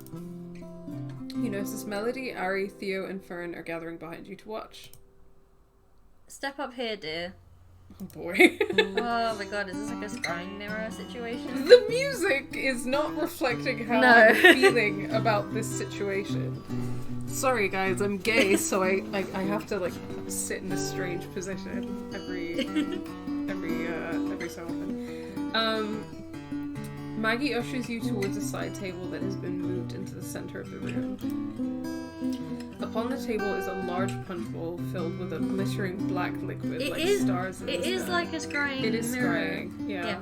Because you can scry on basically any reflective surface now. Yeah, a lot of people recommend, like, if you get polished obsidian, then it works as like a black mirror, essentially. What is scrying, Daz? The audience who may not know. It's another form of divination where you can use a reflective surface to, you sort of like stare into the middle distance into it, and like you may be able to make out patterns or images that can give you a hint as to whatever you're trying to find out. There's lots of different forms of divination, including pendulum work, which works best for like yes or no questions because you have an echoing pendulum, and then it's based on like subtle movements in your hand, making the pendulum swing a certain way, or spirits. But they may be working through subtle movements in your hands. There's also bone scrying and tea leaf reading, which is just a lot of like using objects and reading how they fall in certain patterns to figure certain things out, and like they've been a part of a lot of different cultures. Yeah, in Avatar: The Last Airbender, there's bone scrying, isn't there? In that one episode. I think so, yeah. What's her name? Something Yu. Like, her name is like Mistress Yu or Lady Yu or something. I don't know. But there's a whole episode in the first season where she does bone scrying. But things like tea leaf reading obviously is like more common in certain cultures than others. So there are a lot of smoke reading is also a thing. Yeah, different kinds of scrying and different kinds of divination that are specific to different cultures. Yeah, presumably depending on what you have access to. Tarot started off as a game, and we just used the original like 52 playing card deck to then assign symbolism. This is very weird, but Bug, if you are still in stream, if you get the mince out the freezer and defrost it, we can have spaghetti bolognese for tea. I was just thinking about dinner, and I was like, I don't know what we're cooking for dinner. Amazing. We have not banged any witches yet. I don't know how fast you think we're moving. Yeah. I mean, saying that, we are about to find out our School of Magic after being in the village for like less than 24 hours. So you have just arrived in time for us to just be about to find out our School of Magic. Or they're going to tell us what we're drawn to, and then we still get to make a choice of what we want to do. Thanks, Bug! Upon the table is I already read that. The scrying. We talked about scrying, Seen all of our slowpoke streams. We just love to talk and see all of the things and talk about all the things, okay? Yeah. Maggie gives you a reassuring smile before stepping back with the rest of the crowd. Now stand feet shoulder width apart in front of the altar. You glance nervously at the side table and bowl, wondering if this is the altar. Yes, that's it. Oh, she's wearing a pantsuit. I just noticed. Yeah. Step toward it, please. She wouldn't be giving Sue Sylvester if she wasn't wearing a pantsuit. True. You position yourself behind the table as required. I thought there was a dead body here. I thought there were legs sticking out from under the table, like someone had just passed out in the background. Just nobody's mentioning it. No, yeah, we've also not seen this color of magic before, which is also making me be like, I don't know what school of magic you are. Ah, yes, because they're all of the different magics have different colors. Yeah. I thought it said position on the table. I was like, been there, sister. Oh, Dean. Now take a deep breath and center yourself. Clear your mind. You suck in air with a large intake of breath and notice a subtle aroma. You lean closer to the table and the bowl and pinpoint the liquid as the source of the smell. What is it? Do you sense something? There's a sort of smell. Good. Lean into it. What does it remind you of? Oh, okay. This is 100% gonna be linked to different schools of magic, right? Yeah. That's interesting. Perfume like lily of the valley and musk, pinewood roasted coffee and something earthy, fresh baking, vanilla bean and chocolate, or sandalwood smoke and citrus. I don't really know what's going to be associated with what magic. Nor do I. I was like, are we going based on personal preference? Because I would pick sandalwood smoke and citrus. Or the coffee one. Yes. I feel like pinewood and roasted coffee sounds really delicious to me. It sounds like being in a cabin in the woods. Yeah. It's good for that one. As you take a deeper breath, you feel lightheaded. The room swims in front of your eyes and blotches of colour swarm your vision. Oh my gosh. I'm being drugged. You're seeing something, aren't you? Try to get a clear pinpoint on what you are experiencing. You should be able to feel something elemental. Try looking for clues in the visions. You try to focus on the colours which are now forming shapes before your eyes.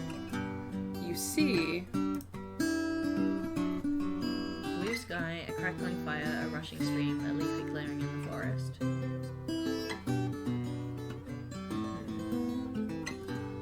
You're right, the music is not fitting the vibe of how intense this is. It's just like do.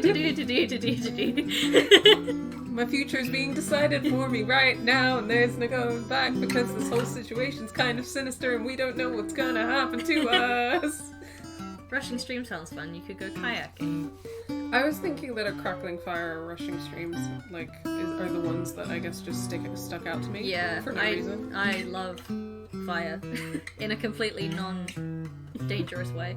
And also, I'm really excited about the fact that we're like slowly heading into autumn. So I'm like, yes, give me them cozy vibes. I'd be down with that. Crackling fire.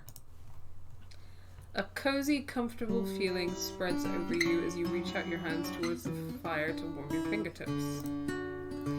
The vision fades as quickly as it came. Here, quickly place your hands into the bowl. Feel around and see if you can find anything. What? I don't like this game. So she's basically like divining things based on different senses, I guess. Yeah. You push your hands into this shimmering liquid only to find it tingles on contact with the skin. I don't like it. You can see nothing in the I can't get over the music. Like I'm reading and the music is happening and you can see nothing in the bowl through the black, but your fingers start to glide over a shape that you recognize isn't the bottom of the bowl. You feel something. Vaguely spherical with a flat side, smooth, circular, pebble-like, angular, irregular, many-faceted, warm and smooth, hexagonal prism. How can you know a prism? You just stare at the hole. None of these options were funny. No. I feel like they may have been specifically written to not suggest dildo.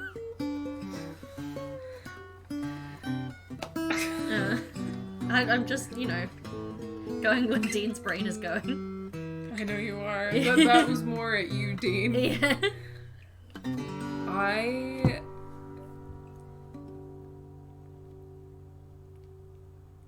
I feel like the bottom two are speaking to me. What do you think? I like the idea of being irregular and many-faceted. Also, sorry for quoting Life is Strange. I feel like we need like a tip jar. What? But like every time, a swear jar. Yeah. But like every time I mention Life is Strange or quote Life is Strange or refer to Life is Strange in some way, I put money in the jar. Oh my god. Oh shit. You pull out a deep midnight blue rock. Its surface is multifaceted and glitters in the light.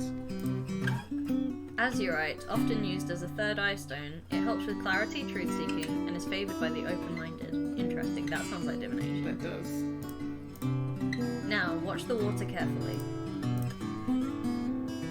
You look back into the bowl, only to see the liquid inside has become a vortex, swirling around the edges of the bowl tempestuously. Into the vortex. Why is liquid capitalized now? I don't know. What if this is like vaguely sinister? Yeah. Be like, Sally, what the fuck? What have you tricked us into? The liquid in the bowl begins to steam and sputter. You shield your eyes reflectively, but not before a bang and a flash of light explode from the bowl. The mayor looks unfazed and ushers you forward with her hand. Look at the symbol. You stare down at the shape carved into the bottom of the basin, still smoking, as if freshly burnt into the surface. What is it? Oh, of course, you wouldn't know. Alright, lady. Mayor Verona smiles gently at you, wrapping an arm around your shoulders. Pointing into the bowl, she says, That is the symbol for divination. "Oh!" Maggie steps up beside you. Remember, the symbols are only what your magic is currently pulling towards. Now is your real choice. Time to select a tutor. Someone you trust to guide you through the rest of the year. I just met them today! Yeah. I mean, I do trust Ari. I like Ari, Yeah. but I don't know Ari. Like, I don't know them like that. True. Like, I don't trust them. So, Butts McButts, what will you choose? Yeah, so it's like choosing a character, I guess, to... Yeah. I look at the, like, butterfly little... Incredible. Wow. I feel like... Based on... I think we should follow our instinct of, like, the magic that we want to do instead of... Like, I know it's tempting to, like, pick based on the character that we want to do. Yeah, because, like, obviously I went into this wanting to, like, do anything to spend more time with Melody. Yeah. But, like, both of us in the real world do divination. Yes. And that's where our answers led us. You've known them long enough to fall in love with them, don't be coy. I'm a lesbian. And I wanna put out there that there's a huge difference between me falling in love with a woman who looks like that, And like that, and trusting her. Those are two very different things. So should we go with divination? Should Yeah. we follow our hearts? I'm wondering if picking different shooters will also increase the replayability of this game. Definitely. Or whether it is sort of like it might separate and then come back together again. I want to dual class. Yeah, they mentioned that we could dual class, and Yeah. welcome to the library, achievement unlocked. Nice. The room is silent as everyone waits for you to make your choice. You know what I just realized? Does this autosave? Or should we save?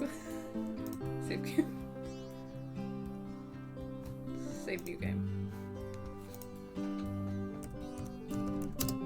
Butts McButts Butts. Yeah. Yep. Yeah. Cool. Okay, we're on Okay. Chapter 2. I don't know how many chapters there are, but 6:22. It's not. No. Is the clock on your computer wrong? the clock on my computer is down there. Oh, I don't can't know why see it says it's 6:22 then. Where does it say 6:22? Yeah. Oh, yeah, that's definitely wrong. Would you date someone called Butts McButts? When I bless you, when I woke up this morning, Bug asked me, what would you do if you woke up and I was a slug? And I said I would give you a kiss and throw all of the salt away. So I'm sure I would date someone called Butts McButts if they meant enough to me. Gay. That is so gay. I choose divination. Ari, will you be my tutor? What if they say no? For real. Steps forward, zoom. Looking a little surprised, but shakes it off quickly and beams a radiant smile in your direction. It would be my pleasure. I guess I want to know, like, how do we still get to spend time with other characters and stuff like that? Because you're right, it would be a bit, like, I would feel a bit weird about it if the dating dynamic was that we date our tutor because we're spending the most time with Yeah, that would feel a bit weird. Yeah. If I were dating someone and they turned into a slug, I'd break up. I'm a bad person. I don't think that's that much of a... No, I don't think that makes you a bad person. I'm No. trying to think about whether or not I would break up with someone if they turned into a slug, but it really depends. Yeah, I mean, me and Bug have been together for like 3.5 years, so it's a bit different to like, if we'd been dating for 6 months and they turned into a slug, then maybe I'd have different opinions. Yeah. Well, excellent. We will have another fine practitioner living in the village in no time at all. Everyone rushes around you to congratulate you. After a brief round of congratulations, everyone filters back into groups to chat. Ari stands alone next to you looking sheepish. Would you mind if I asked you a question?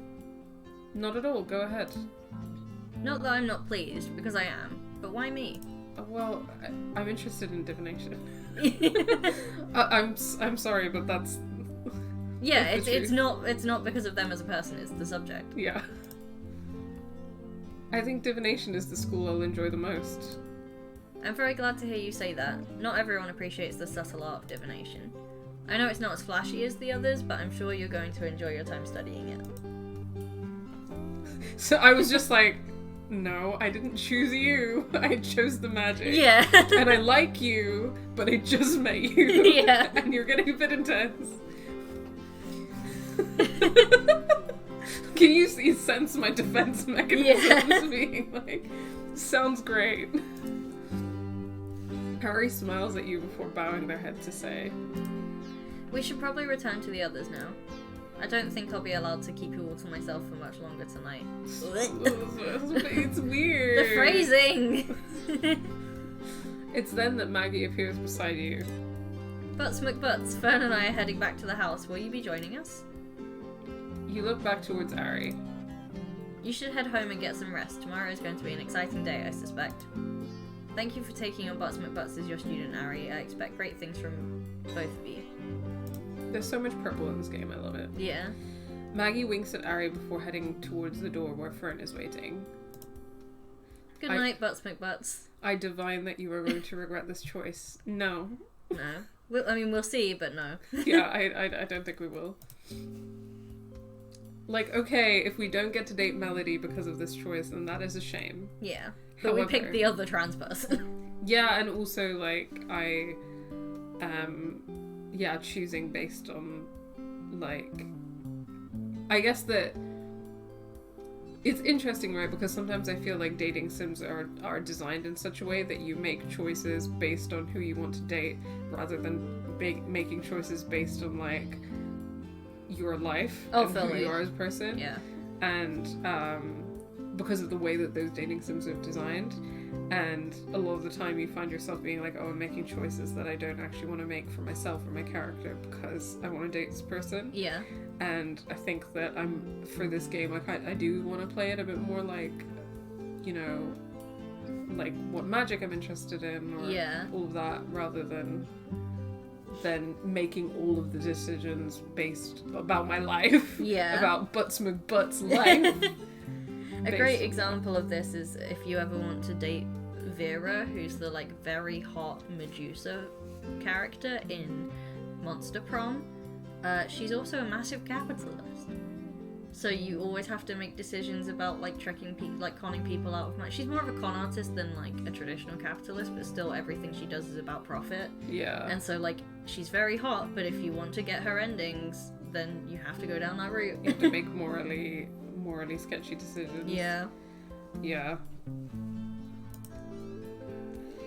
You make your way around the room, offering goodbyes to everyone before following Maggie and Fern out the door. We just came to have a party and now our life is decided on Yeah. this.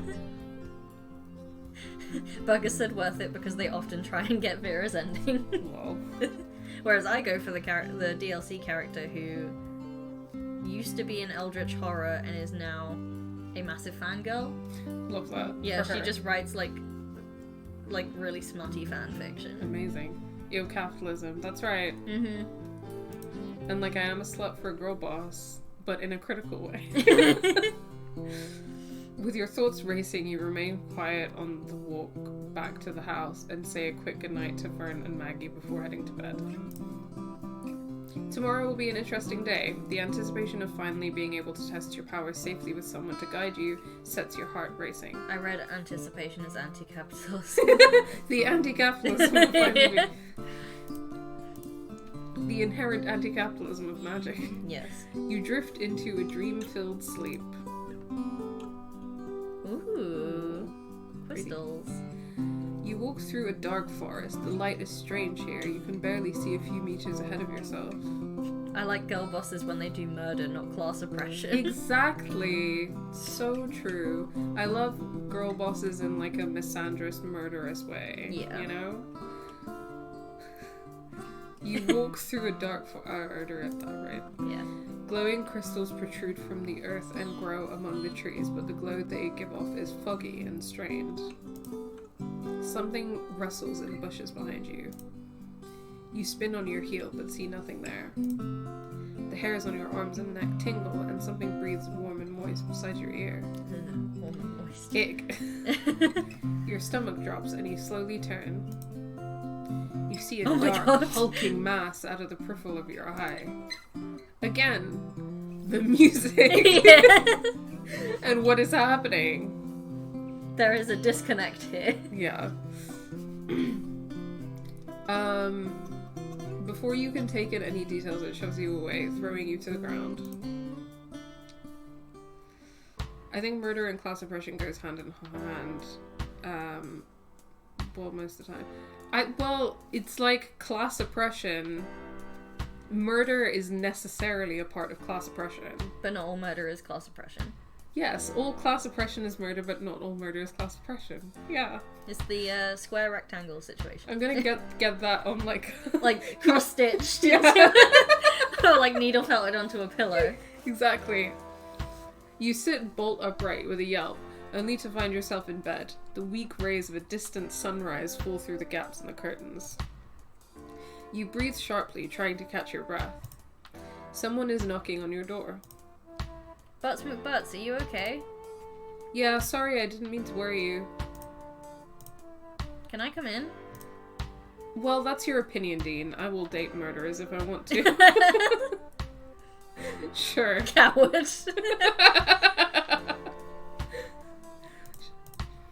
Are you sure you're okay? You were yelling. It was just a dream, sorry. Oh, just a nightmare. Okay, as long as you're alright. Hey, I was about to make some breakfast. Do you want me to get something started for you? You don't have to do that. Oh, I want to have breakfast with you. Cooking is one of my favourite things to do. Well, baking is my favourite, but I really don't mind. Please let me make you something. Yeah. What are my options? Well, full English, toast with jam, pancakes and syrup, fruit smoothie. Pancakes, Pancakes, pancakes, pancakes! I only want to date women who could kill me. Exactly! Could, but choose not to. Yeah, me specifically, because I'm different.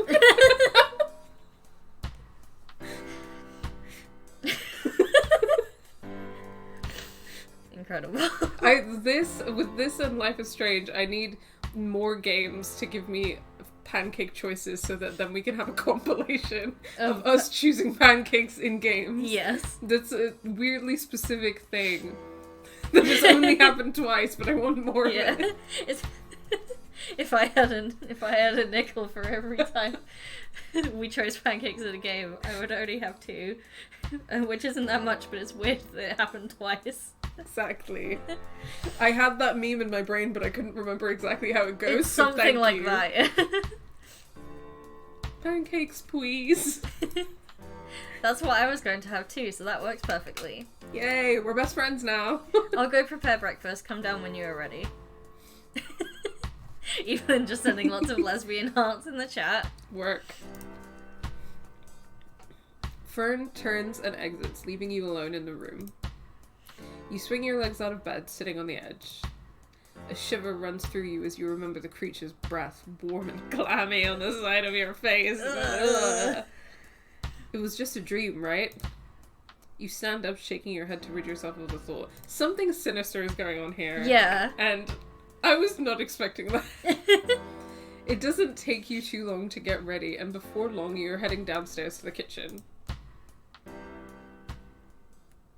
As you enter the room, you see Maggie is sitting and sipping something from a mug. Fern is rushing around pulling things from various cupboards. Good morning, dear. Did you sleep alright? I think we should tell her. I agree. Well, I did have some strange dreams last night. You notice Fern nodding encouragingly at you. You are my family now? You join Maggie at the table. Really? Dreams are often symbolic, especially to those of us in tune with magic. Was there anything that stood out to you, particularly in your dream? Oh, maybe the wet breath on my cheek? It was more of a nightmare, actually. I was in the forest. I think there was a strange creature. That is curious. Did you recognize the creature? Was it something magical? I'm not sure. I didn't get a very good look at it before I woke up. I'm also not very well versed in magical creatures. It could be worth talking to Ari about your dream. See, it's destiny that our character looks a lot like Fern, because now we're part of the family. Yes! Or Melody might have some books on dreams or magical creatures. Theo might know what it was if you described it to him. Maybe I'll ask next time I see one of them. You can always talk to me, even if all I can do is listen. Aww. Thanks, Fern. Fern blushes slightly. Ooh. Well, today is going to be very exciting. Your first day training. Yeah, I'm meeting Ari at the cafe at lunchtime. You should take this morning for yourself. Maybe take a walk around town and get to know the place better. Fern places your breakfast in front of you and joins you at the table. Get a drink at Ari's place or take yourself out for some you time. The next few months will be serious hard work. You should make sure you get some downtime when you can. I could use some downtime. You could use a watch. The shop is supposed to be open in the next 15 minutes and you're still sat here chit-chatting. The grumpy face. Oops, maybe another time then. You actually have to do work to get time off from it. Best head off then. See you later, Butts McButts. Fern takes the last mouthful of her breakfast before waving and heading for the door. I'll be heading out soon too. You're welcome to stay around here or go out. Whatever you do, make sure you take care. Maggie gives your arm a reassuring squeeze before cleaning the plates off the table. You think about the best way to spend your morning. Maybe a refreshing walk was just what you needed after your rest this night. I think I will go for that walk, actually. Very good, dear. Take a coat in case it rains. You hop up from the table and head out the front door. So, it looks like we can still interact a lot with other characters. Yeah. Hopefully. That's good. You pull your coat collar tighter around your neck as the crisp air of the morning hits you. You start walking towards the high street as it is familiar to you now. You pass a few people on the street huddled inside their own coats and jackets for warmth and walking fast. When do you want to play until, by the way? I had in my calendar until around 6. Okay. So, I guess if we find a good place to stop around then. Yeah, for around like 20 to 30 minutes more. Yeah. Okay, yeah, that sounds good to me. A few of them smile and wave or nod their heads in your direction. You assume news of your arrival has spread fast. As you keep walking, you find yourself on the outskirts of the woods. You can see Theo's cabin through the trees. the lights are off inside and no smoke is coming from the chimney, you can assume he is out on his rounds already. Keeping moving to stave off the cold, you take a leisurely stroll around the perimeter of the clearing. You keep Theo's place in sight at all times. You wouldn't want to get lost in these woods. Foreshadowing? Halfway around the clearing and at the back of Theo's house, you notice something glint in the corner of your eye. It's a few trees into the deeper part of the forest, but there is unmistakably a crystal protruding from a branch. You walk over it to investigate. There you see more scattered at the base of a few trees. They look similar to the ones in your dream, except they glow much brighter. You move forward until you find a patch on the ground that you can easily inspect. Bright pink and lilac crystals that glow from within stick out at all angles from a mossy mound. A rustle in the distance catches you off guard. You look up quickly. You notice that you were stood in the exact spot from your dream. The only difference is the soft daylight and the gentle glow of colourful crystals surrounding you. I like the mushrooms. This is very pretty. A branch snaps somewhere close by. You spin on your heel to look behind you, just like in the dream. A bush rustles just ahead of you, off the path. You take a sharp intake of breath, ready to see the creature from last night. You're in the horror genre, Run. Yeah, but the thing that I can't process is the so what is happening in my ear and what is happening in the game. I'm like, da, da, da, da, I'm having a great time, but then I'm also like, wait. You take a sharp intake of breath. So, yeah. When suddenly Theo comes strolling out of the tree line of the woods and down into the path that you're heading on. Butts McButts, what are you doing here? This is pretty far into the woods. You should be more careful. There are all sorts of beasties in here, not all of them especially friendly. Beasties? I was taking a walk. Sure, but you maybe shouldn't wander into the forest on your own. Ask me and I'll take you in if you want to explore. I don't know how I would explain it to Maggie if you got hurt in here. Sorry, I got a little lost. I didn't mean to wander so far. Yeah, the forest would do that to you. It has a will of its own. Maybe it was trying to show you something. I was looking at these crystals. I've never seen anything like them before. They are pretty neat. They grow in highly concentrated magical areas. I was gonna say, is this, like, do these crystals and stuff grow, like, everywhere in this world, or is it like... Yeah. Is it like a salt deposit? They grow from the excess magical energy in the air. It's what gives them that glow.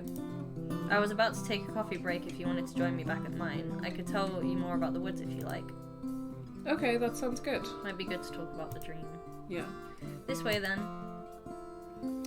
Theo leads you through the trees. You don't remember it feeling like you walked this far, but it takes a while before you are back at the clearing.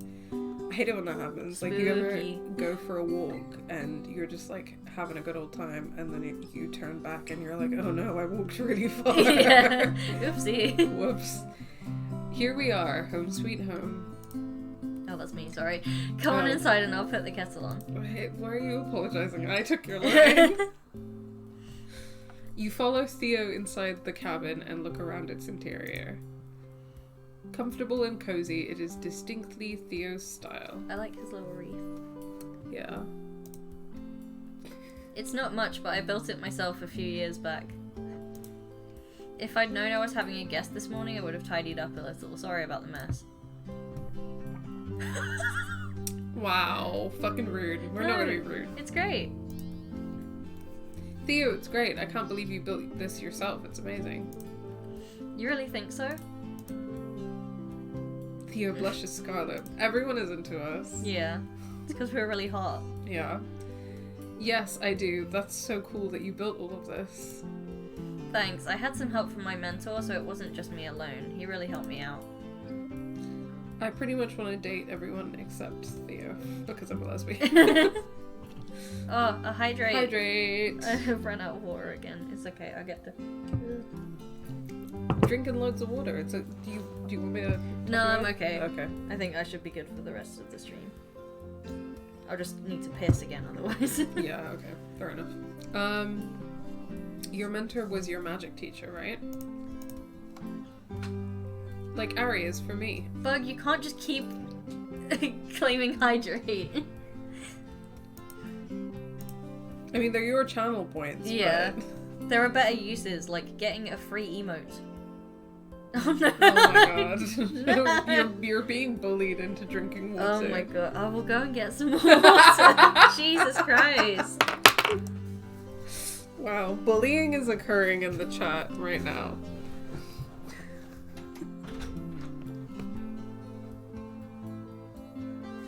He was a ranger. What is a ranger? Oh my god. I don't know, but it's giving me Ryan vibes. Yeah, because so I know that like a ranger is a thing, like especially in the US. I don't know exactly what it means except that someone's super into nature and it gives Ryan Lucan vibes.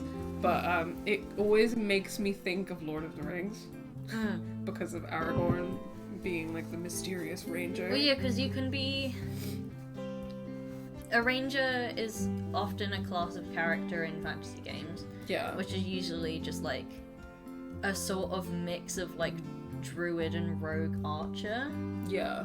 Like nature aligned roguey archer person. Yeah. But a ranger... This is based almost entirely on listening to the Adventure Zone Amnesty, where one of the characters is like a forest ranger. They, you know, look after the animals, make sure if it's like an area where people like go camping, or like if the public goes into the area, that it's safe for the public, that they don't start forest fires, that like fences are kept nice and safe, just like, you know, looking after the natural area. Yeah, Adina said I think they just look after the environment they're assigned to. Yeah, basically. Yeah. So it can apply to a lot of different types of area, but you usually hear about it in like sort of forest or natural, like natural park, or what like what's it called in the US when it's like the Grand Canyon is one, like a national park. Yeah. Have you played Firewatch? I haven't, no. That is a game where you play as a park ranger, but like it has a very interesting like storyline in it. But it's good. Oh, I know, but it was referenced in a recent Markiplier video where he was playing the Bigfoot game and was like, some of these Firewatch towers look like the ones in Firewatch. Yeah. Yeah, that's right. He used to live here in the village. He was the town ranger before me. I came here to apprentice with him. And Dean has played Firewatch. Good game. I really like the aesthetic of Firewatch as well. Where does he live now? He passed away just over a year ago. I'm sorry, I didn't mean to pry. It's okay. He wouldn't want me to sit around being sad. He'd tell me to get on with it.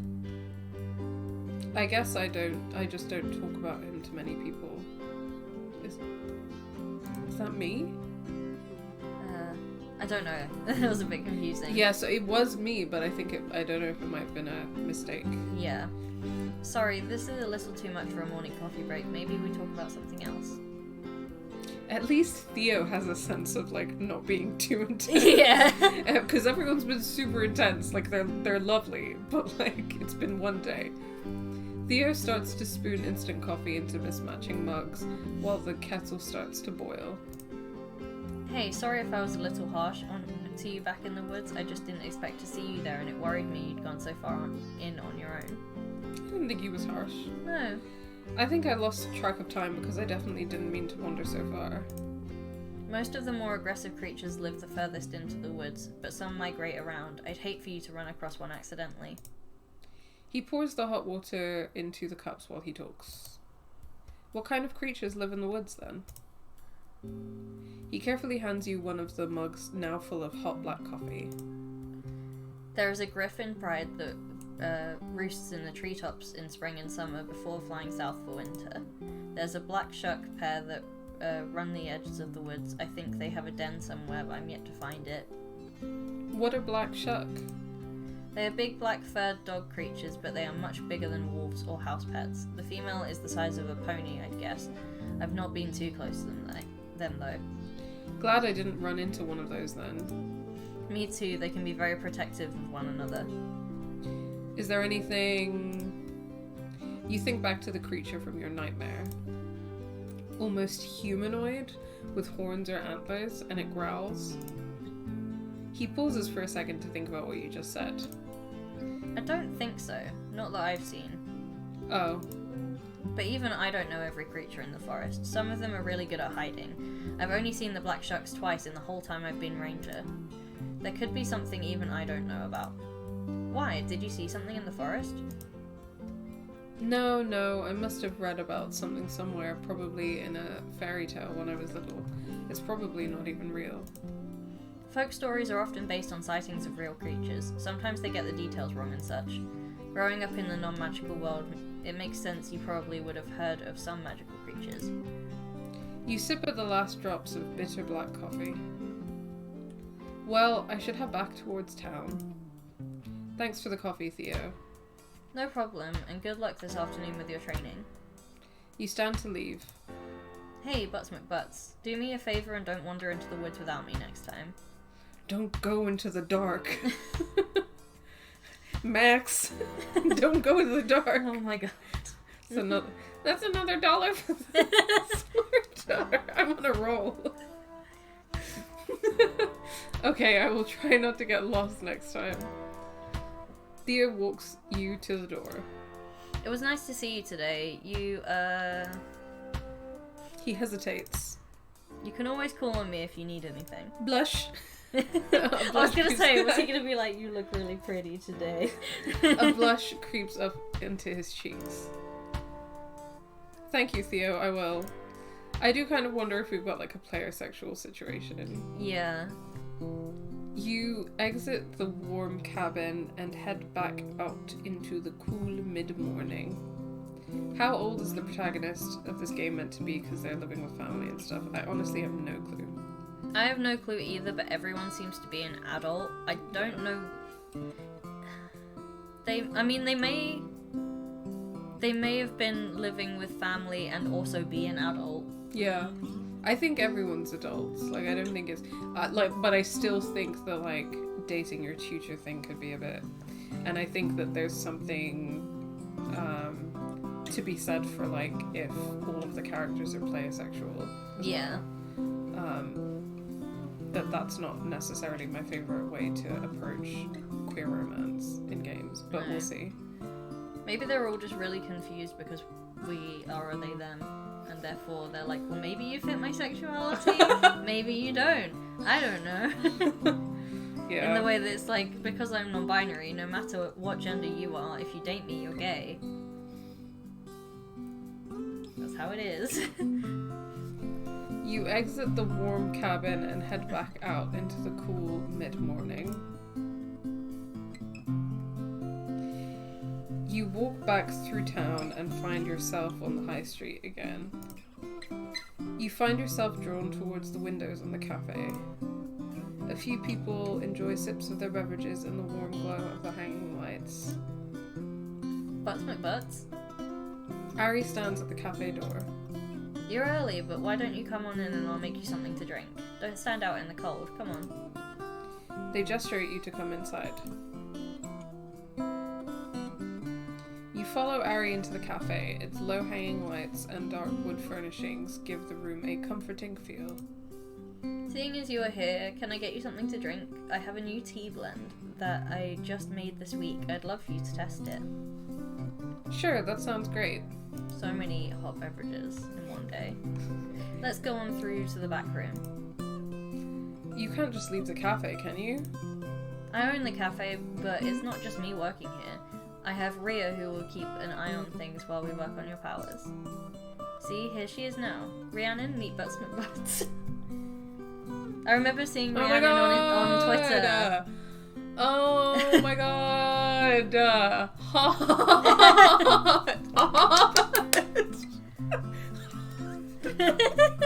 Okay. Beautiful hair. Butts McButts, I've heard so much about you already. Please call me Rhea. It's great to meet you in person. Nice to meet you too, Rhea. That's the normal reaction. We're going to start Butts McButts lessons today. Could we have some tea brought through? Of course. Ari motions that you go through to the back room. Nice arm tattoo. Very, very good. You head out the back. It just occurred to me that I like, they kind of look like me. And dress like me. But, you know. You're allowed to be attracted to similar things to what you wear. Yeah. You each flop down onto the low sofas. Soft candlelight illuminates the room, weaving patterns on the walls with every flicker of the flames. It's not long before Rhea arrives, placing an ornate-looking teapot and 2 cups on the table. Thank you, Rhea. Now let us enjoy a fine beverage before we get down to business. To defeat She just the disappeared. hands. I was thinking that, but didn't want to say it. Well, whatever. Magic can be wildly unpredictable when one starts out. I think it's best we start with a ritual I myself enjoy partaking in before casting. Ritual? Is this magic tea? Ari breaks out in laughter. I'm afraid not. I just meant that I like to get myself into a relaxed and calm state of mind before I start any spells or readings. It helps, that's all. Yeah, grounding is important. It is. I definitely had times where, like, I don't know, like, someone's asked me for a reading and I'm like, I'm not Yeah. in a state of mind. Now is not the time. to do that. That is a thing. Unless you want your reading to suddenly jump out with a bunch of stuff about me. Yeah. Don't ask me to do this right now. You. Also, yes, perfect use of the sip emote. Oh. You feel a little embarrassed. Oh, for being like, it's magic tea. Yeah. That's not to say the tea isn't excellent. Here, try a cup. Ari lifts the teapot and pours out amber-coloured liquid into each cup. Okay, so first lesson, everyone has a store of magical potential within them. I thought only some people are magic.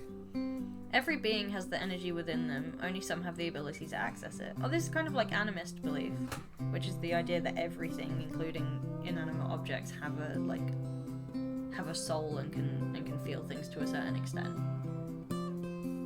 Does this include inanimate objects?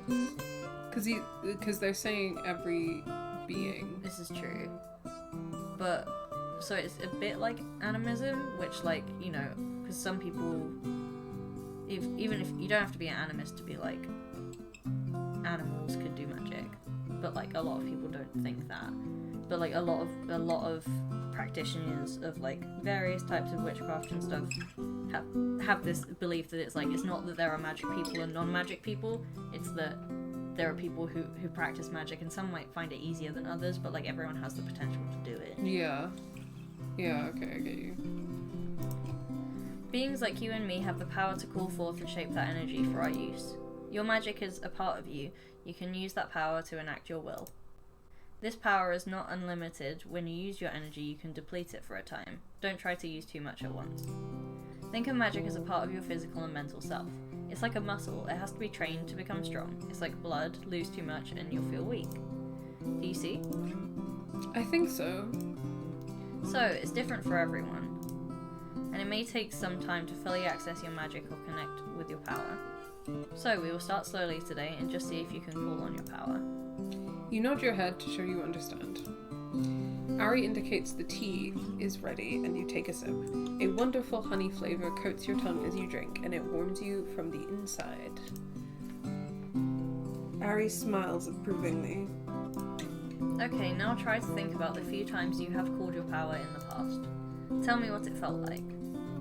You close your eyes and take a deep breath. You remember the feeling, like drowning. Breath catches in your throat. Your eyes shoot open and you feel your chest hitch as you struggle to draw breath, the feeling of panic rising.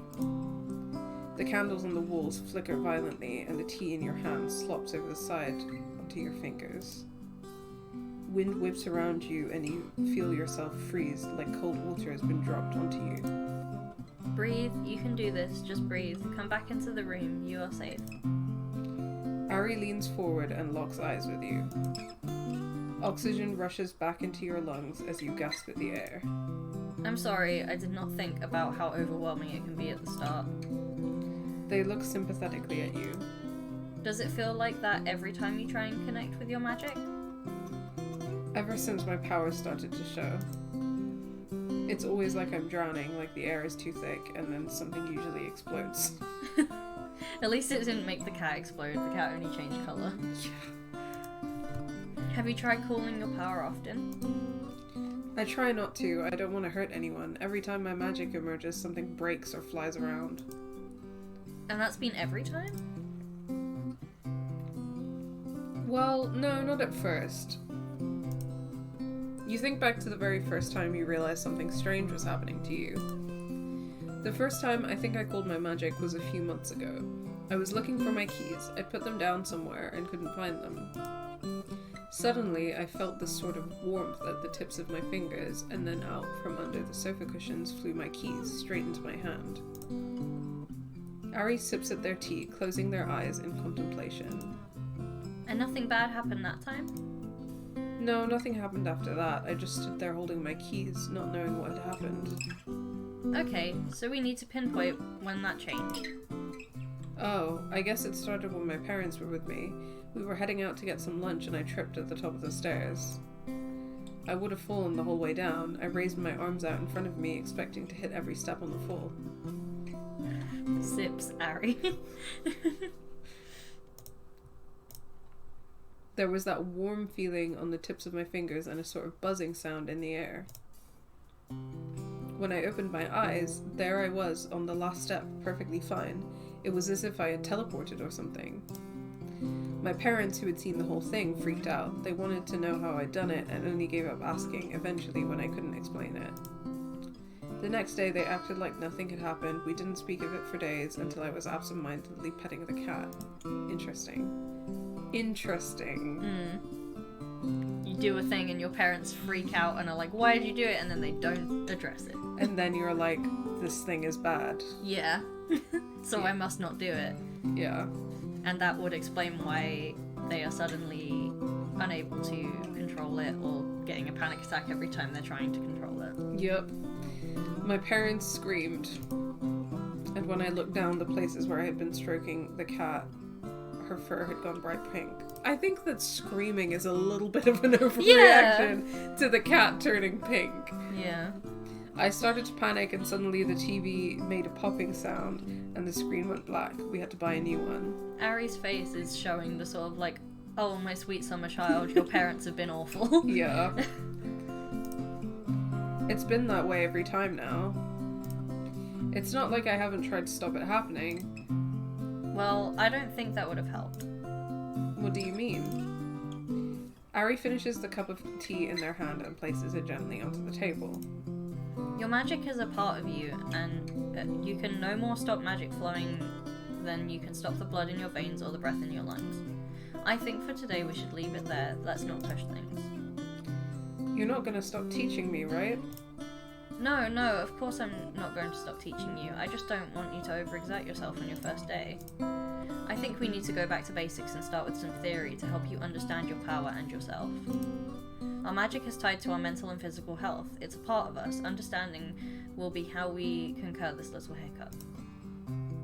It's fixable?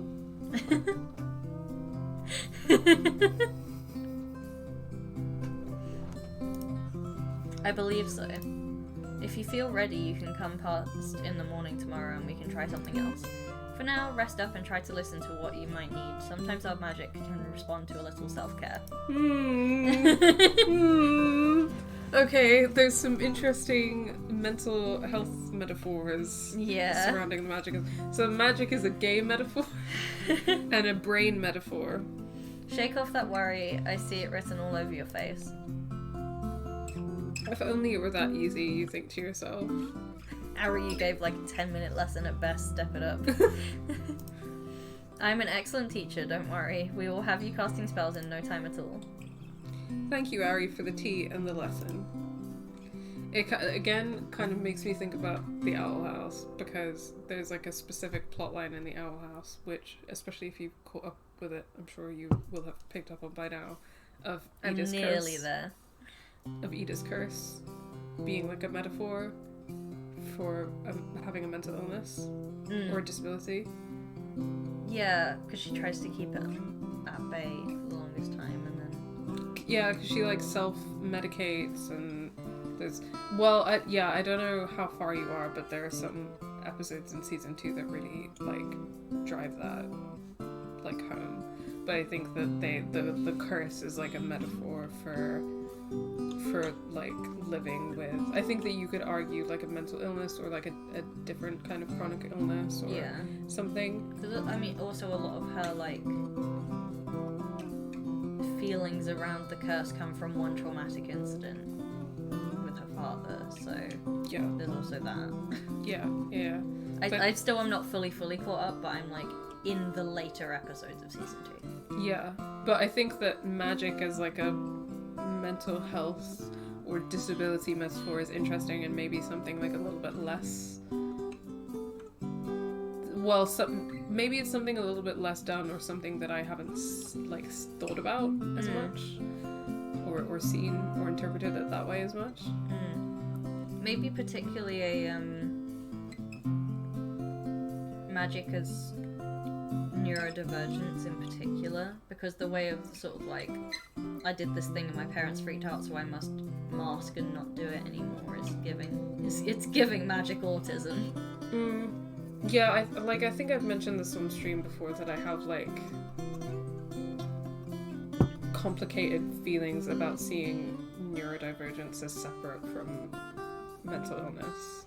They are definitely intrinsically linked. I had an interesting conversation with my ADHD specialist when I had my appointment yesterday, where I was telling her about all of my mental health issues and stuff, and like how, you know, I've had depression for a really long time, and then I figured out I had ADHD after that. And she was like, from everything you've told me, it seems like your issues with low mood and panic attacks could have been resolved a lot earlier if you had been treated correctly for ADHD. Which is horrible medical language for it, but like... I see what you're saying. I think from what I mean more is that you like, you know how from like psych abolitionist perspective, there's a lot of arguments about how like the DSM is an oppressive tool. Yes. And that it kind of pathologizes a lot of things that are normal human behavior, and that mental illness is, well, normal human behavior, that like humans show that or whatever.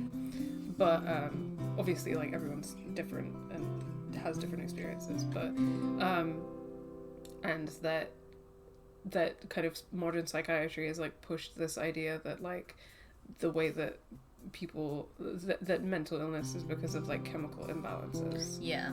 So I think that the reason why I have complicated feelings about the neurodivergent framework personally, and I've not like ever self-diagnosed really as like being neurodivergent, but I've more recently started to think that I have like some, for lack of a better phrase, autistic traits.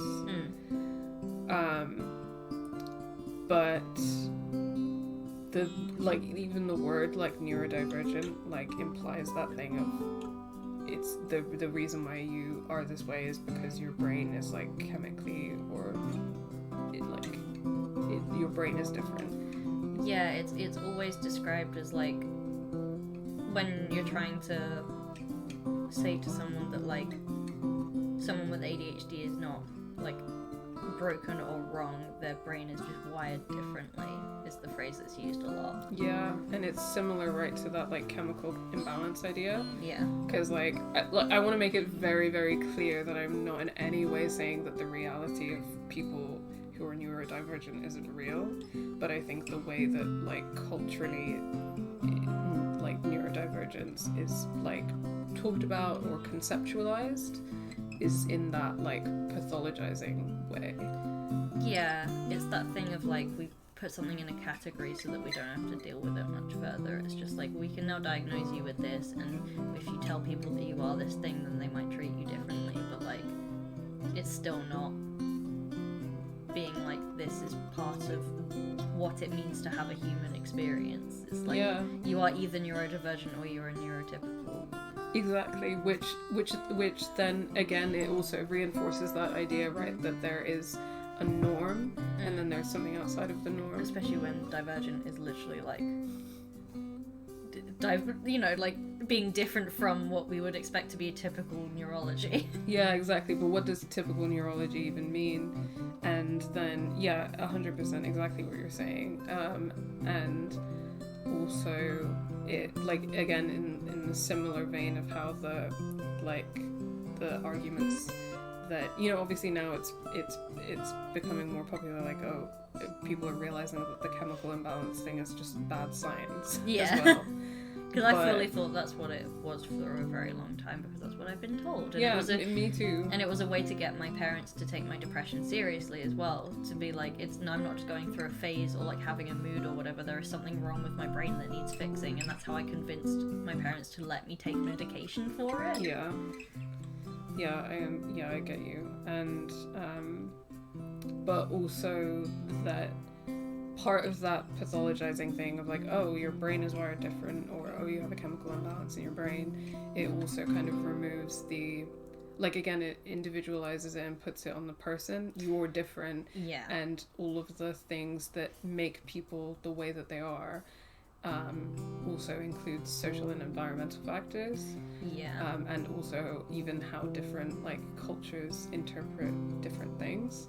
So I think it's like, again, I want to be very, very clear that this isn't like diminishing the reality, and I think that I still very much understand how saying like I have ADHD, or even like, obviously, as you know, like I for a very long time was attached to self-diagnosing as having BPD, and I don't really anymore for a lot of reasons, but this is one of those reasons for me personally. And I can totally see why, because it's a useful tool to be like, this is what my experience is, and help in that way. But at the same time, I feel like I just wanted to kind of explain my feelings on that, I guess. Yeah, it's the constant fight that I feel I am always having with like, do I need labels or do I not need them? And that applies in like so many areas of my life. But it's like part of me also thinks that there's a strong case to be made for me also potentially being autistic, but I don't have the energy to look into that right now. And because ADHD and autism are like very often comorbid, potentially because like, it's just a collection of symptoms that people have sort of lumped together into a thing. And there's so much to be said about like the issues with defining people or categorizing people because of symptoms. But I think that it can be a useful way to articulate your experience, but there's all of that kind of stuff that I just talked about. But I guess that in terms of like the magic metaphor that we're kind of going back to, I guess that the relevance of that is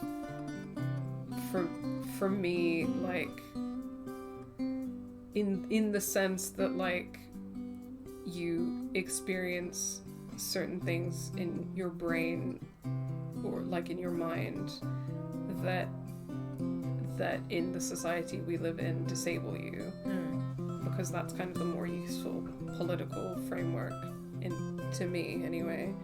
Neurodivergence and mental illness, or as like I'm kind of trying to use more the like anti-psych language kind of uses this idea of like mental distress.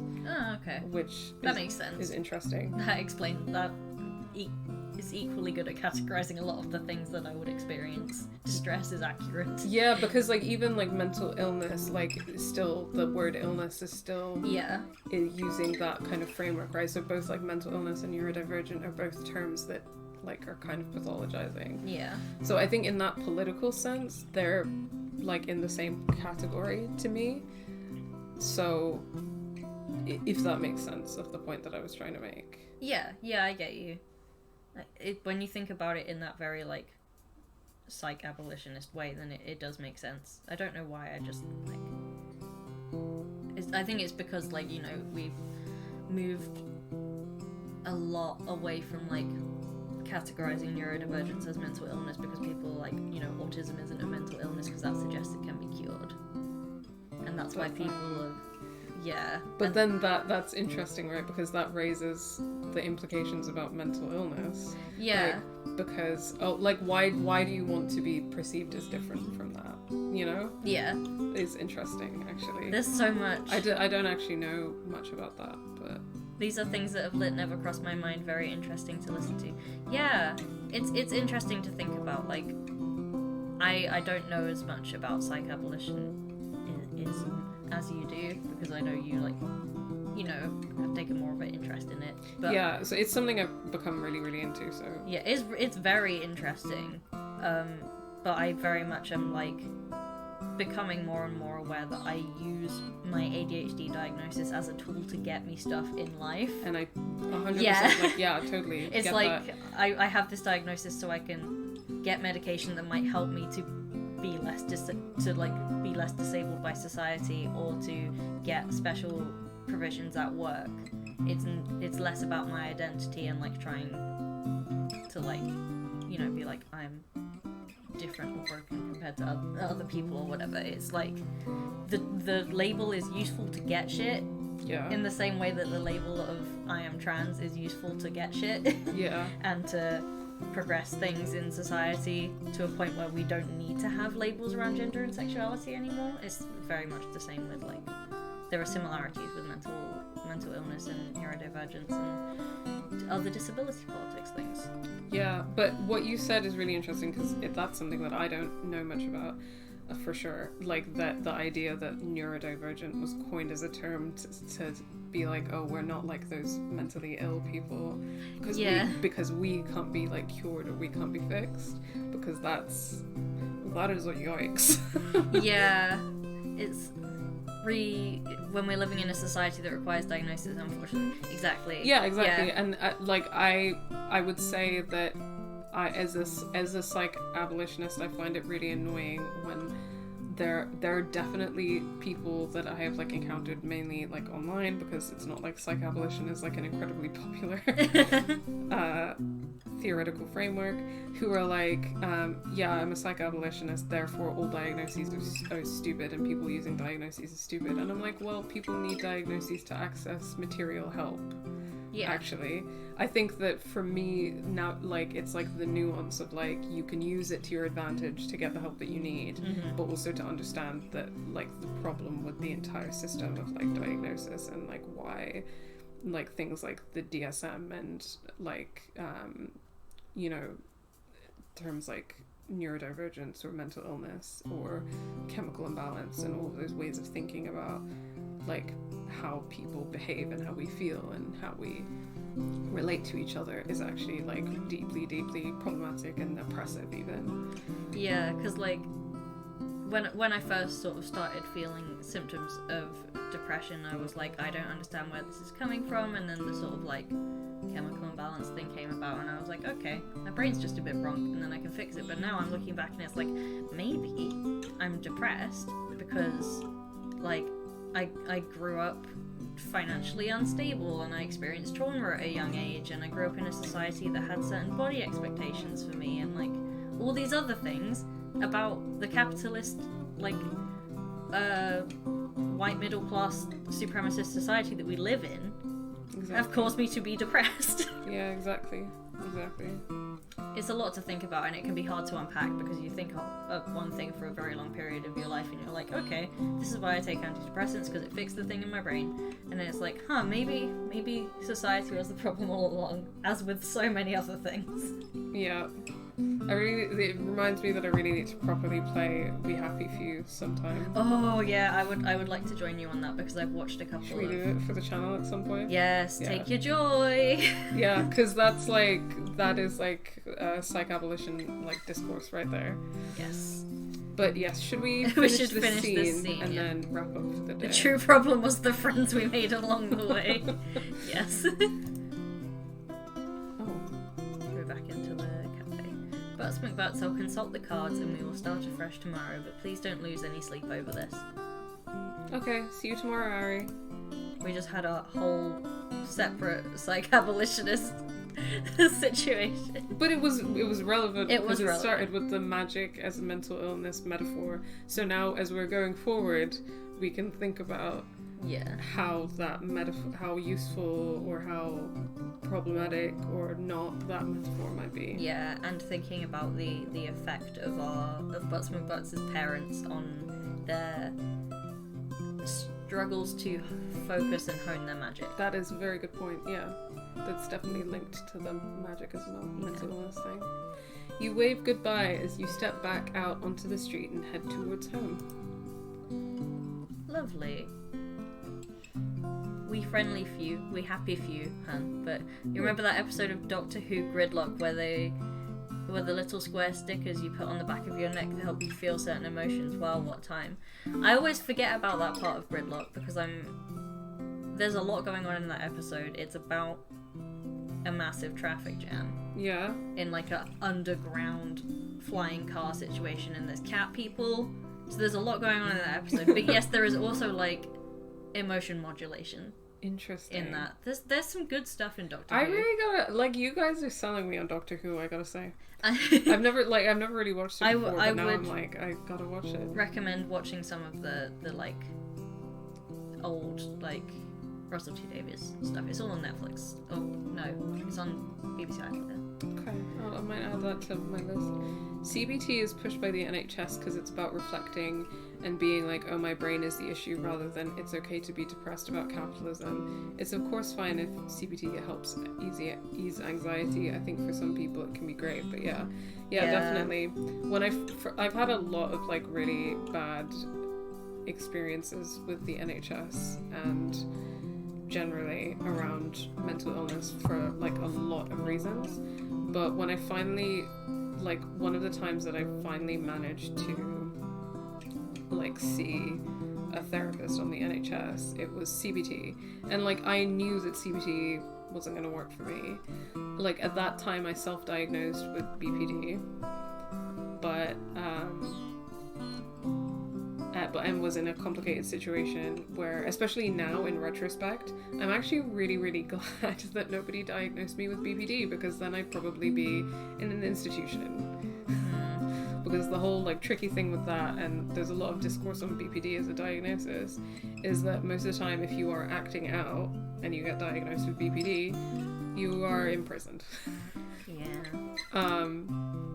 But like the therapist that I got referred to was fully like, we had one session, and she was a Muslim woman, and she was fully like, yeah, CBT is like, you need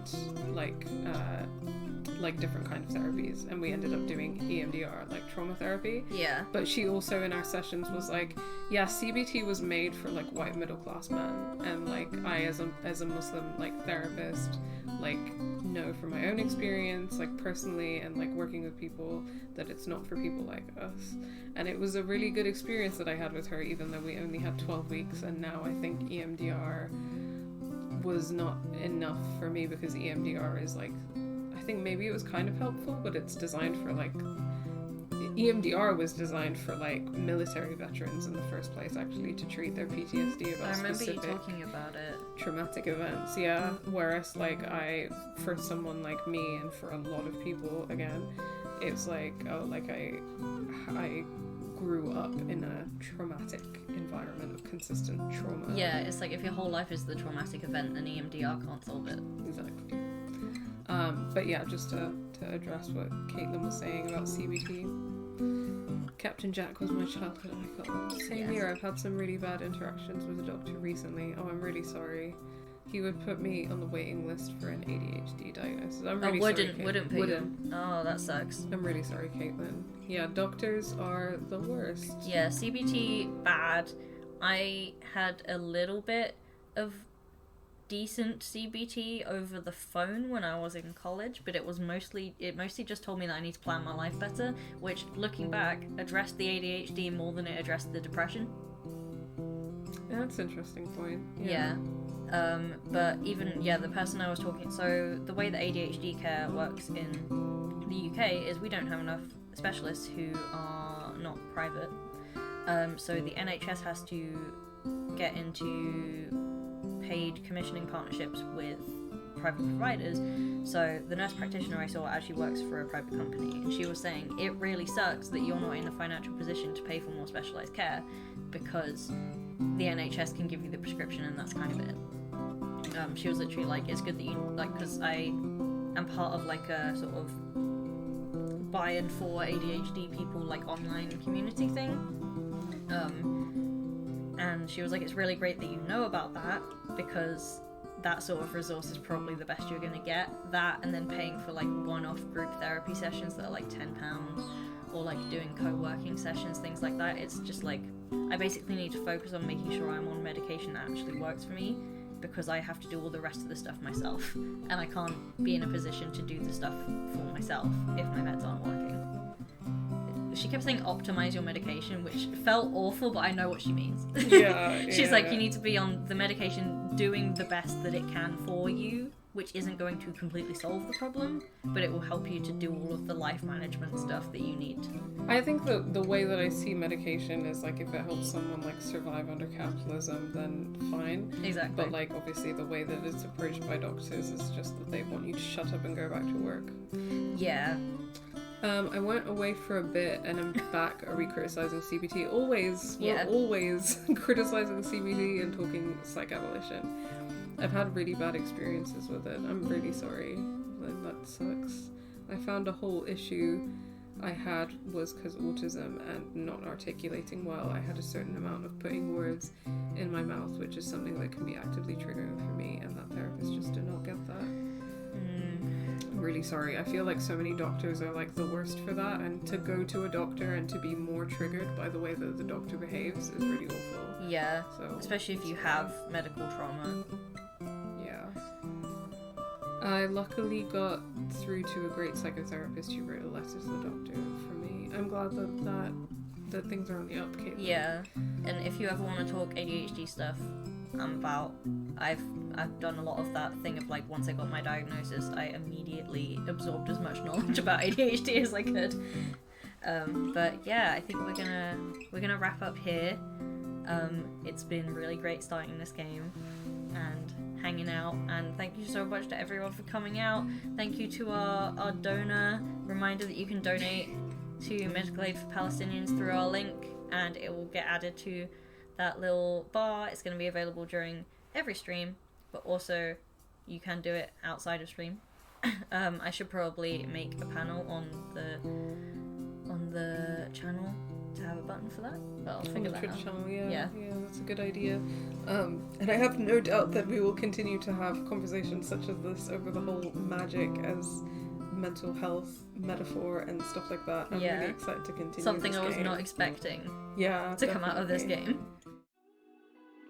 Thanks so much for watching this video. If you enjoyed it, please remember to give it a like and share your thoughts in the comments below. If you aren't already, remember to subscribe and hit that bell button to know when we upload next. On screen you can find this whole playlist for this Let's Play, and you can find a link to our latest video essay. If you like what you see, consider supporting us on Patreon. The link to our Patreon is in the description of every video. Thanks again so much for watching, and until next time, take care.